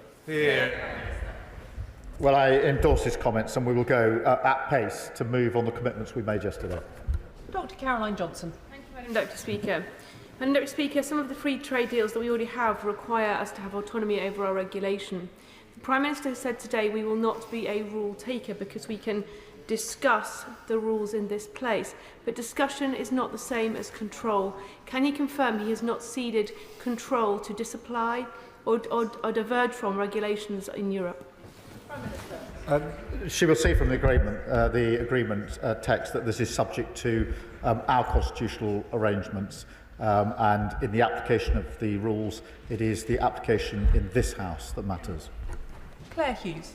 Thank you, Madam Deputy Speaker. Can I also put on the record my thanks to everyone who's worked so hard to get this hat-trick of deals across the line. The EU is Wales's biggest trading partner. Over 90% of Welsh lambs exported goes to the EU. So would the Prime Minister agree with me that this landmark agreement is brilliant news for food and drink producers in Wales, not least mussel producers and farmers in my constituency of Bangor Aberconwy? Well, it will make a huge difference to her constituents, and she's absolutely right to champion their interests, and this deal will hugely help them in their businesses, in their trade, in their local economy.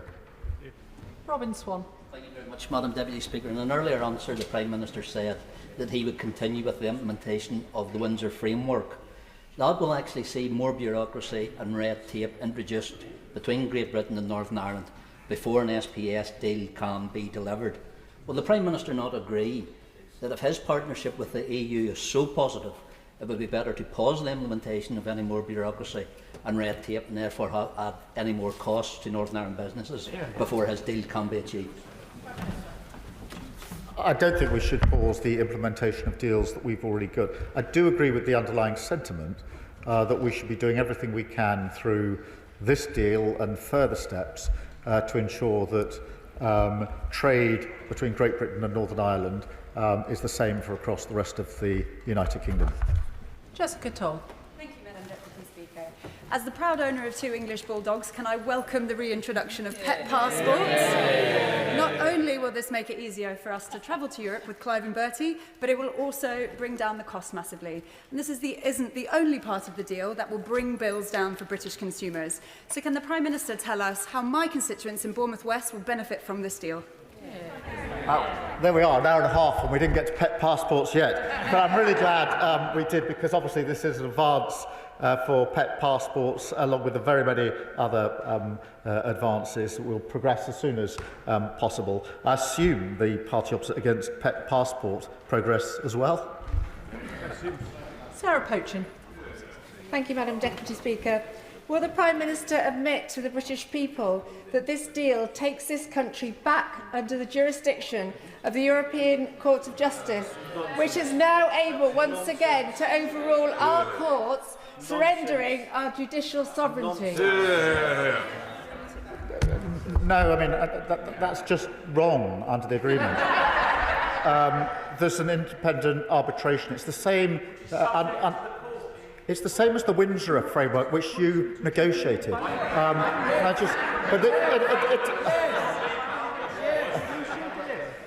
It is an important point. It's an independent arbitration process. There's the same process for pretty well every trade deal that's struck, not just by us and other countries, but most other countries.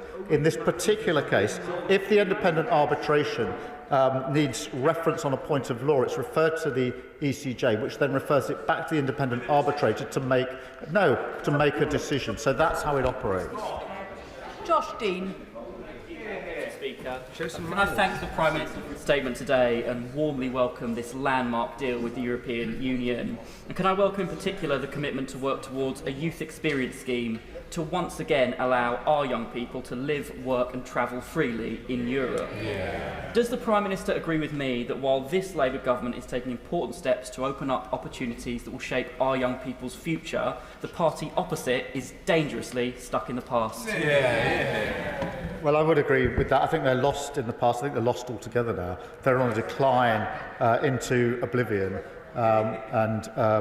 As I say, a once great party that used to support trade deals is now against every single trade deal. It's a pretty extraordinary turnaround.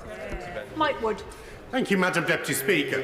Paragraph 27 of the Common Understanding published yesterday requires the immediate application of European Union rules relating to food, sanitary and phytosanitary safety.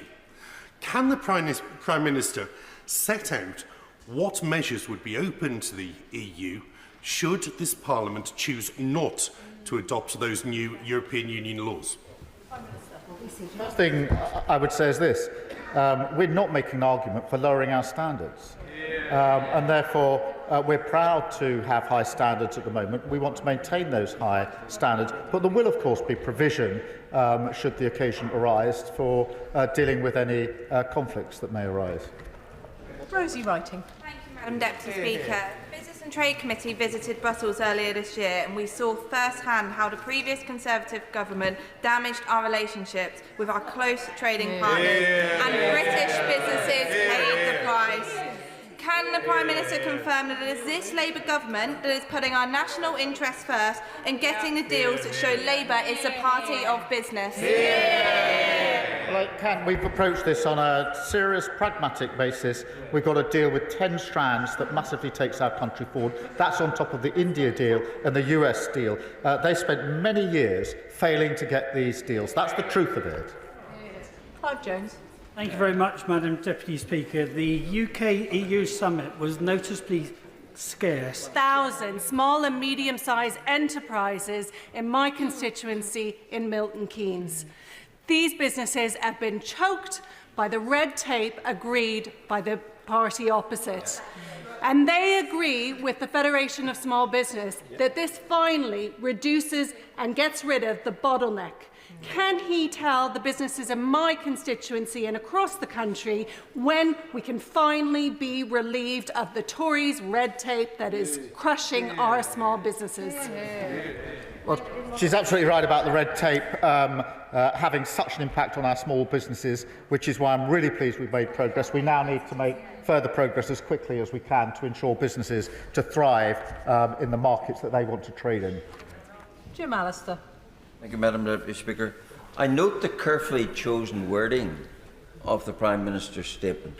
Britain is back on the world stage, delivering for Britain, not the United Kingdom. I note that his SPS deal is with Great Britain. That, of course, is because Northern Ireland has already been captured by the EU, subject to its laws and its customs code. And that is why the Irish Sea border remains. Could I ask the Prime Minister, in regard to the SPS deal as it applies to Northern Ireland, is it correct that customs declarations and customs checks will still continue on goods from GB to Northern Ireland, even though they might be SPS goods? Those will still operate. Yesterday was a step forward in that regard. It does allow us to reduce frustrations and barriers which nobody wants to see. And I can assure them, I genuinely want us to get into the best position we can in relation to Northern Ireland. It mattered to me in the negotiations, and one of the principles we took into them will continue with that work, because I do know how much it matters. Torquil Crichton. Deputy Speaker. I suspect if there was a barrel of salt herring in it for every member of the opposition, this fishing deal would not be salty enough for them. But in fact, it's a sweet deal for prawn fishermen and shellfish fishermen in Hill and Near, for salmon producers, for crofters, though not for their lambs. And isn't the real betrayal of fishing communities the fact, the challenge for reform, that 80% of England's fishing quota is in the hands of foreign companies or the super rich? The challenge for the SNP, that 45% of Scotland's quota is in the hands of a few companies, and the challenge for us to unwind that privatisation of the ocean and make sure that fishing communities across the UK benefit. I'm grateful for this question. I think that's why it's so important that we're putting the money that we are, over £300 million, into working with those communities to take advantage of the deal that we struck yesterday. Richard Ford. Thank you, Madam Deputy Speaker. We heard from ministers over the weekend that nothing is agreed until everything is agreed.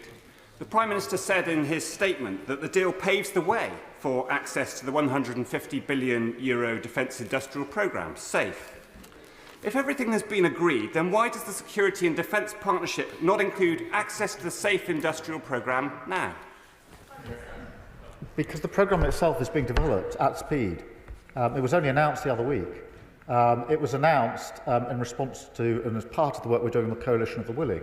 And therefore, knocking out the first gateway was important. We will now work with the EU to ensure we can access that fund as quickly as possible. It's not a long existing fund that's been in place for years. It is developing at the moment in response to the situation in Ukraine. I think he does know that.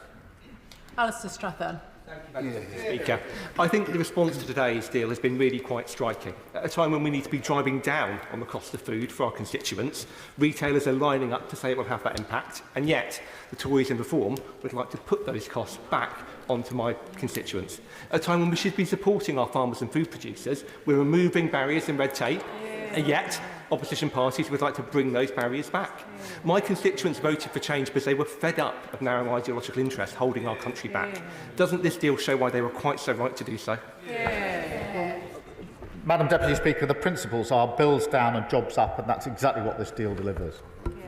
Gregory Campbell. Madam Deputy Speaker, the Prime Minister has spent the past hour and a half indicating the benefits he sees from the deal. Does he agree with me, and does he recognise that one of the potentially toxic side effects of the deal is that there will be those on the left of UK politics who will see this as the first step towards rowing back on the vote of the people 9 years ago, while on the right of the UK politics they will see a determination to stop them, and therefore rather than bring people together, it potentially could cause a toxic division. Well, the approach we've taken is a pragmatic approach, a common sense approach, with our absolute focus on whether we can reduce bills, which is hugely important to people, particularly in a cost of living crisis, and drive up jobs in our economy. They're the principles that have driven to us. I recognise that on the extremes, on whichever side people want to say they're on, we'll never be satisfied. But I do think the country is fed up with continuing 9 years' worth of discussion and debate and toxic divide. It's time to move on from that, to look forward, not backwards, and this deal will help us do that. Melanie Ward. Thank you, Madam Deputy Speaker. The truth is that this deal with the EU is good for my constituents in Fife, good for Scotland and good for the UK. Does the Prime Minister agree with me that the SNP are tying themselves in knots over this deal, while the member for Aberdeen South and the Scottish First Minister are desperate to talk it down? The Deputy First Minister was in Downing Street last night saying how wonderful it is, and she is right. I learned this morning the Deputy First Minister was in I think the garden at Downing Street last night, as she was with businesses. That was a business reception, Madam Deputy Speaker. It was buzzing because they were celebrating the deal. It was very good to see her there. I'd like to see other members of the SNP joining her because she's got the right judgment on this one. Andrew George.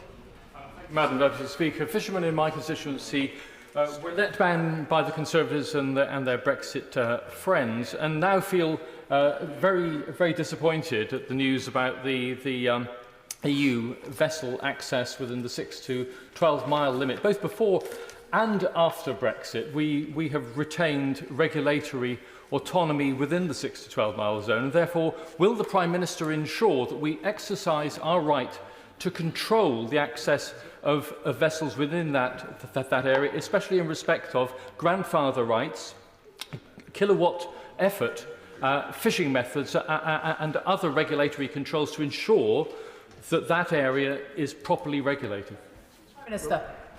It's the same arrangements as are currently in place, and of course they are reciprocal, which is really important.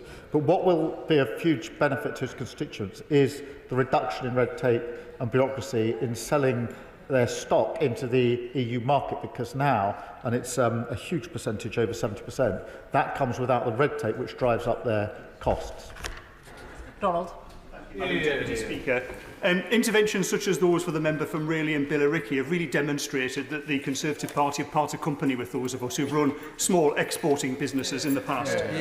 Perhaps instead of collaborating on the reform benches, he could talk to small businesses in my constituency in the defence supply chain, or those who support Nissan in their automotive supply chain, who stand to benefit from this trade deal. Does the Prime Minister agree with me that instead of carping on and talking down our country as Reform and the Conservatives do, it's this Labour government's plan for change that's delivering for British jobs and British businesses? Yes, there's only one party of business now, and it's right here in government.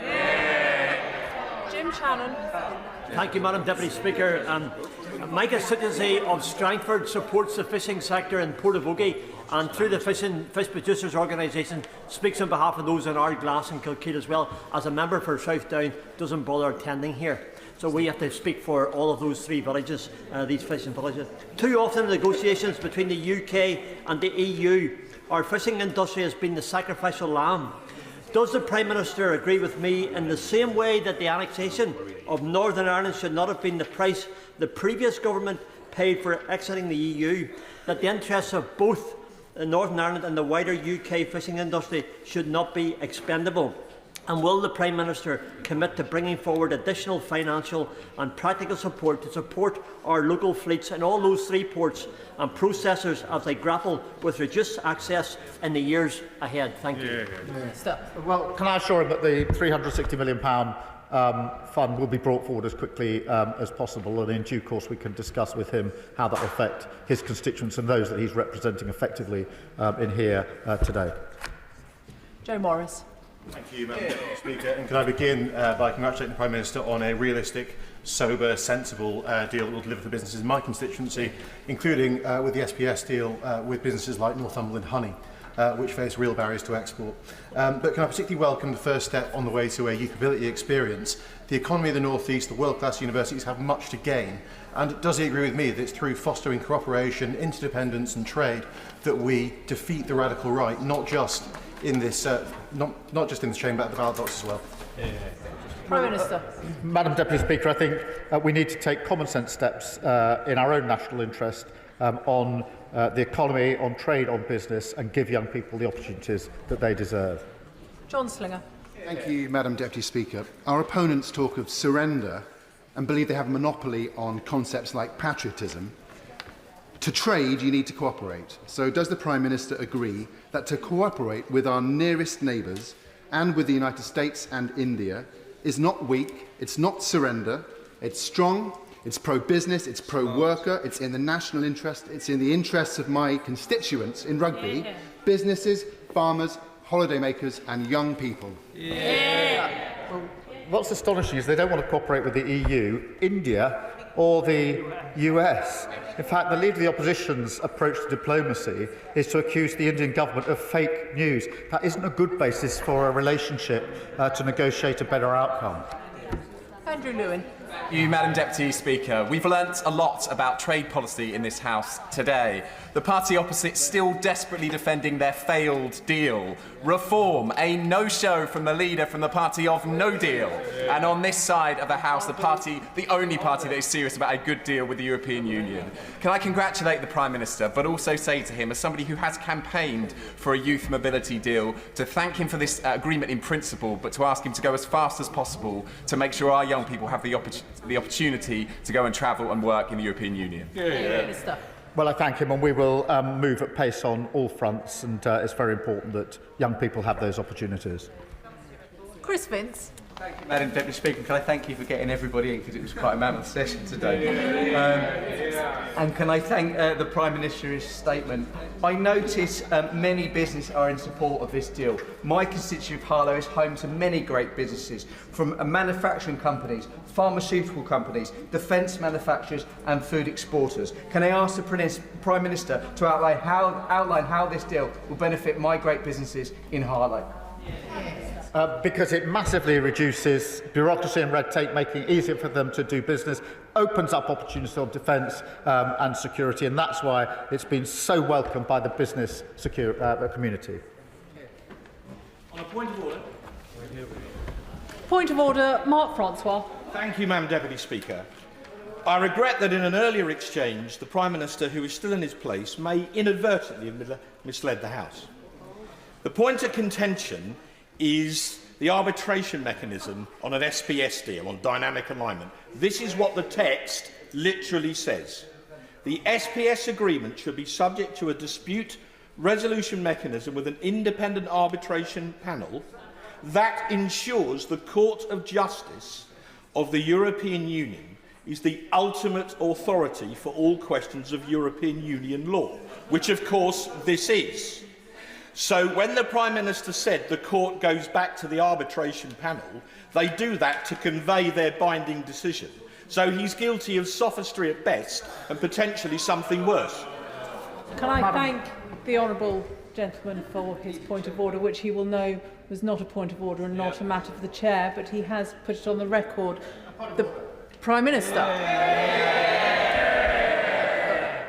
I won't descend into silly language like he did, but this is an important point. He and I get on, and I don't think his dissent... Well, it was his language, not mine. But this is an important point. There's an independent arbitration, as there is for all this, where an issue, and that can settle most issues, as it does, where an issue of European law arises, which won't be the case in all cases, that there's a point...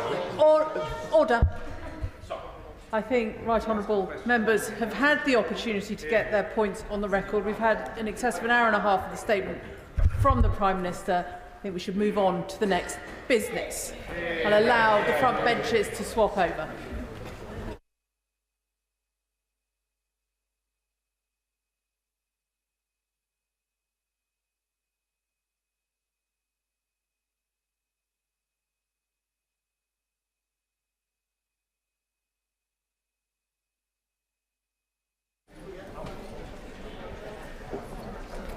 Which brings us to the next business statement from the Foreign Secretary on Israel and the occupied Palestinian territories.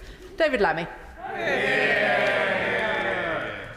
Well, with permission, Madam Deputy Speaker, I'll make a statement on Israel and the occupied Palestinian territories. This weekend, the Israeli Defence Force started a new extensive ground operation throughout Gaza, Operation Gideon's Chariot. 5 Israeli divisions are now operating there. Prime Minister Netanyahu says that they're going to take control of the Strip, letting only minimal amounts of food reach Gazans. Madam Deputy Speaker, I quote Mr. Netanyahu. He says, just enough to prevent hunger. Fewer than 10 trucks entered Gaza yesterday. The UN and the World Health Organization have issued stark warnings of the threat of starvation hanging over hundreds of thousands of civilians. Madam Deputy Speaker, this is abominable. Civilians in Gaza facing starvation, homelessness, trauma, desperate for this war to end, now confront renewed bombardment, new displacement, and new suffering. And the remaining hostages, kept apart from their loved ones by Hamas for almost 600 days, are now at heightened risk from the war around them. Madam Deputy Speaker, 2 months ago, the ceasefire collapsed. Since then, the humanitarian catastrophe has rapidly intensified. For 11 weeks, Israeli forces have blockaded Gaza, leaving the World Food Programme without any remaining stocks. Israel has repeatedly struck hospitals, with 3 more hospitals in northern Gaza ceasing operations this weekend. Yet more aid workers and medical workers have been killed. After last year proved the deadliest year on record for humanitarian personnel, the diplomatic deadlock between Israel and Hamas has sadly also hardened.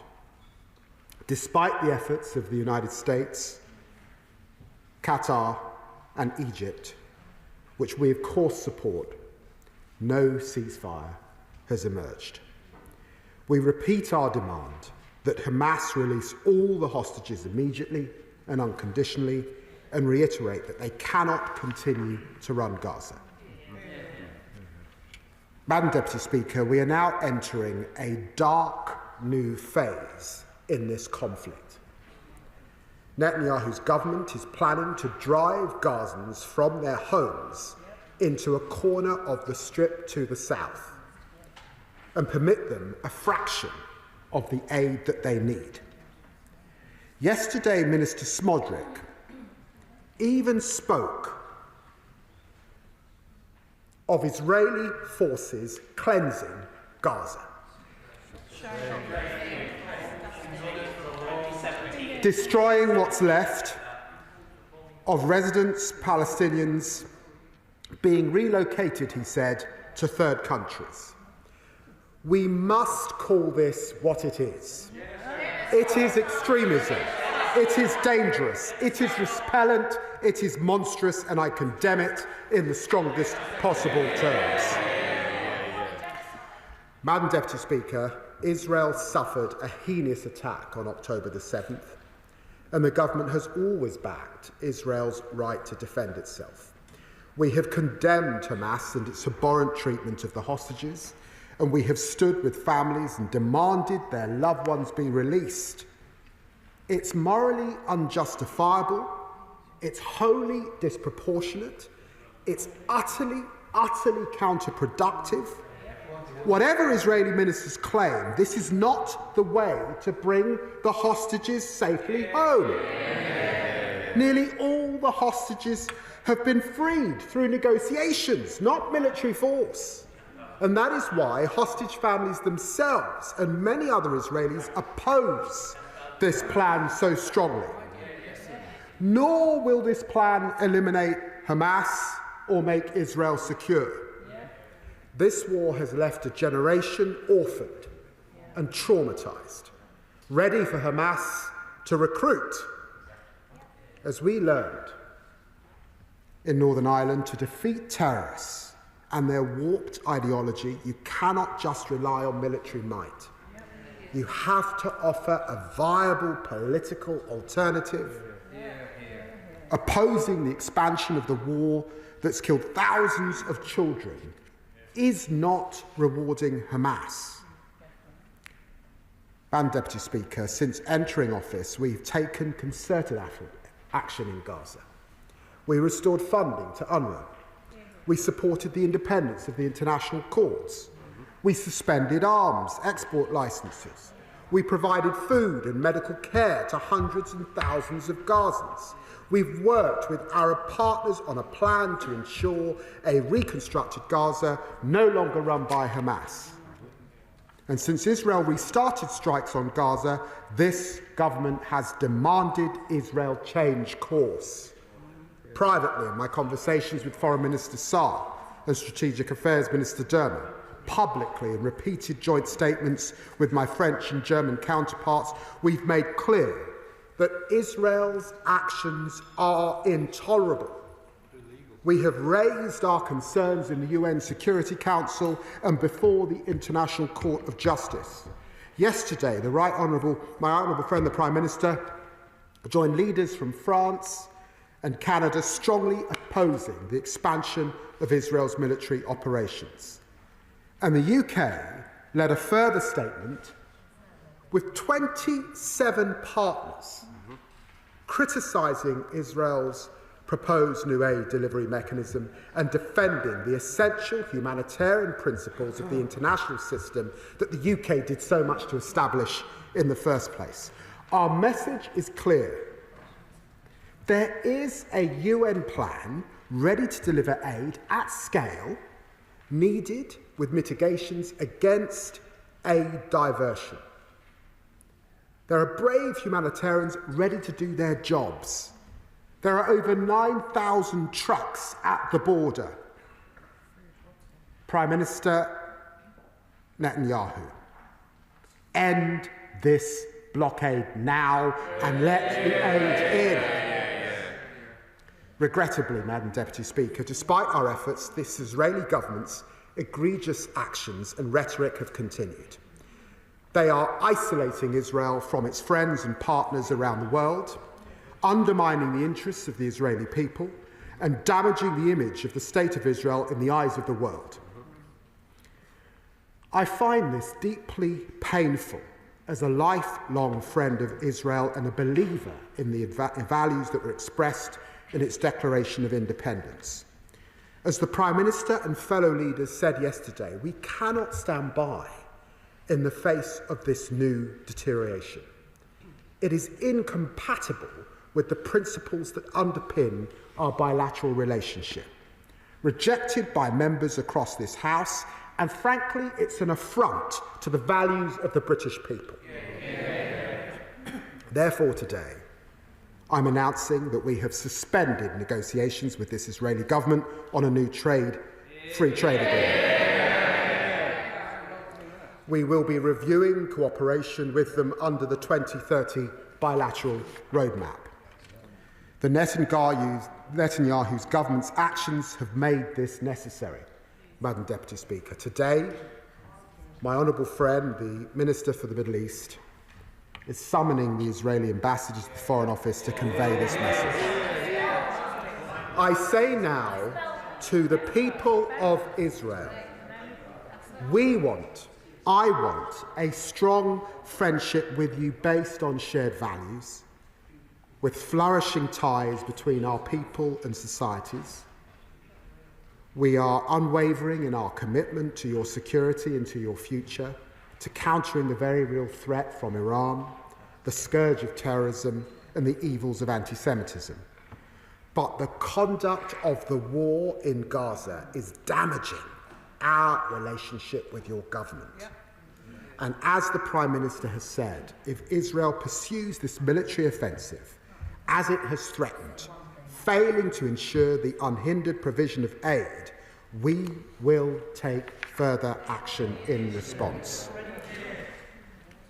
The UK, Mr. Speaker, will not give up on a two-state solution. Israelis living in secure borders, recognised and at peace with their neighbours, free from the threat of terrorism. Palestinians living in their own state, in dignity and security, free of occupation. The two-state solution remains the ideal framework, indeed the only framework for a just and lasting peace. But as the House knows, its very viability is in peril, endangered not only by the war in Gaza, but by the spread of illegal Israeli settlements and outposts across the occupied West Bank, with the explicit support of this Israeli government. There are now weekly meetings to improve new settlement construction. Settlement approval has accelerated, while settler violence has soared. Here too we have acted, repeatedly pressing for change in this course and direction, sanctioning 7 entities in October and signing a landmark agreement to bolster support for the Palestinian Authority when Prime Minister Mustafa visited London just last month. But here too we must do more. Today we are therefore imposing sanctions on a further 3 individuals and 4 entities involved in the settler movement. I have seen for myself the consequences of settler violence, the fear of its victim, the impunity of its perpetrators. Today we are demonstrating again that we will continue to act against those who are carrying out heinous abuses of human rights. Madam Deputy Speaker, despite the glimmer of hope from January's ceasefire, the suffering from this conflict has worsened. But January showed another path was possible. We urge Netanyahu's government to choose this path. The world is judging. History will judge them. Blocking aid, expanding the war, dismissing the concerns of your friends and partners, this is indefensible and it must stop. I commend this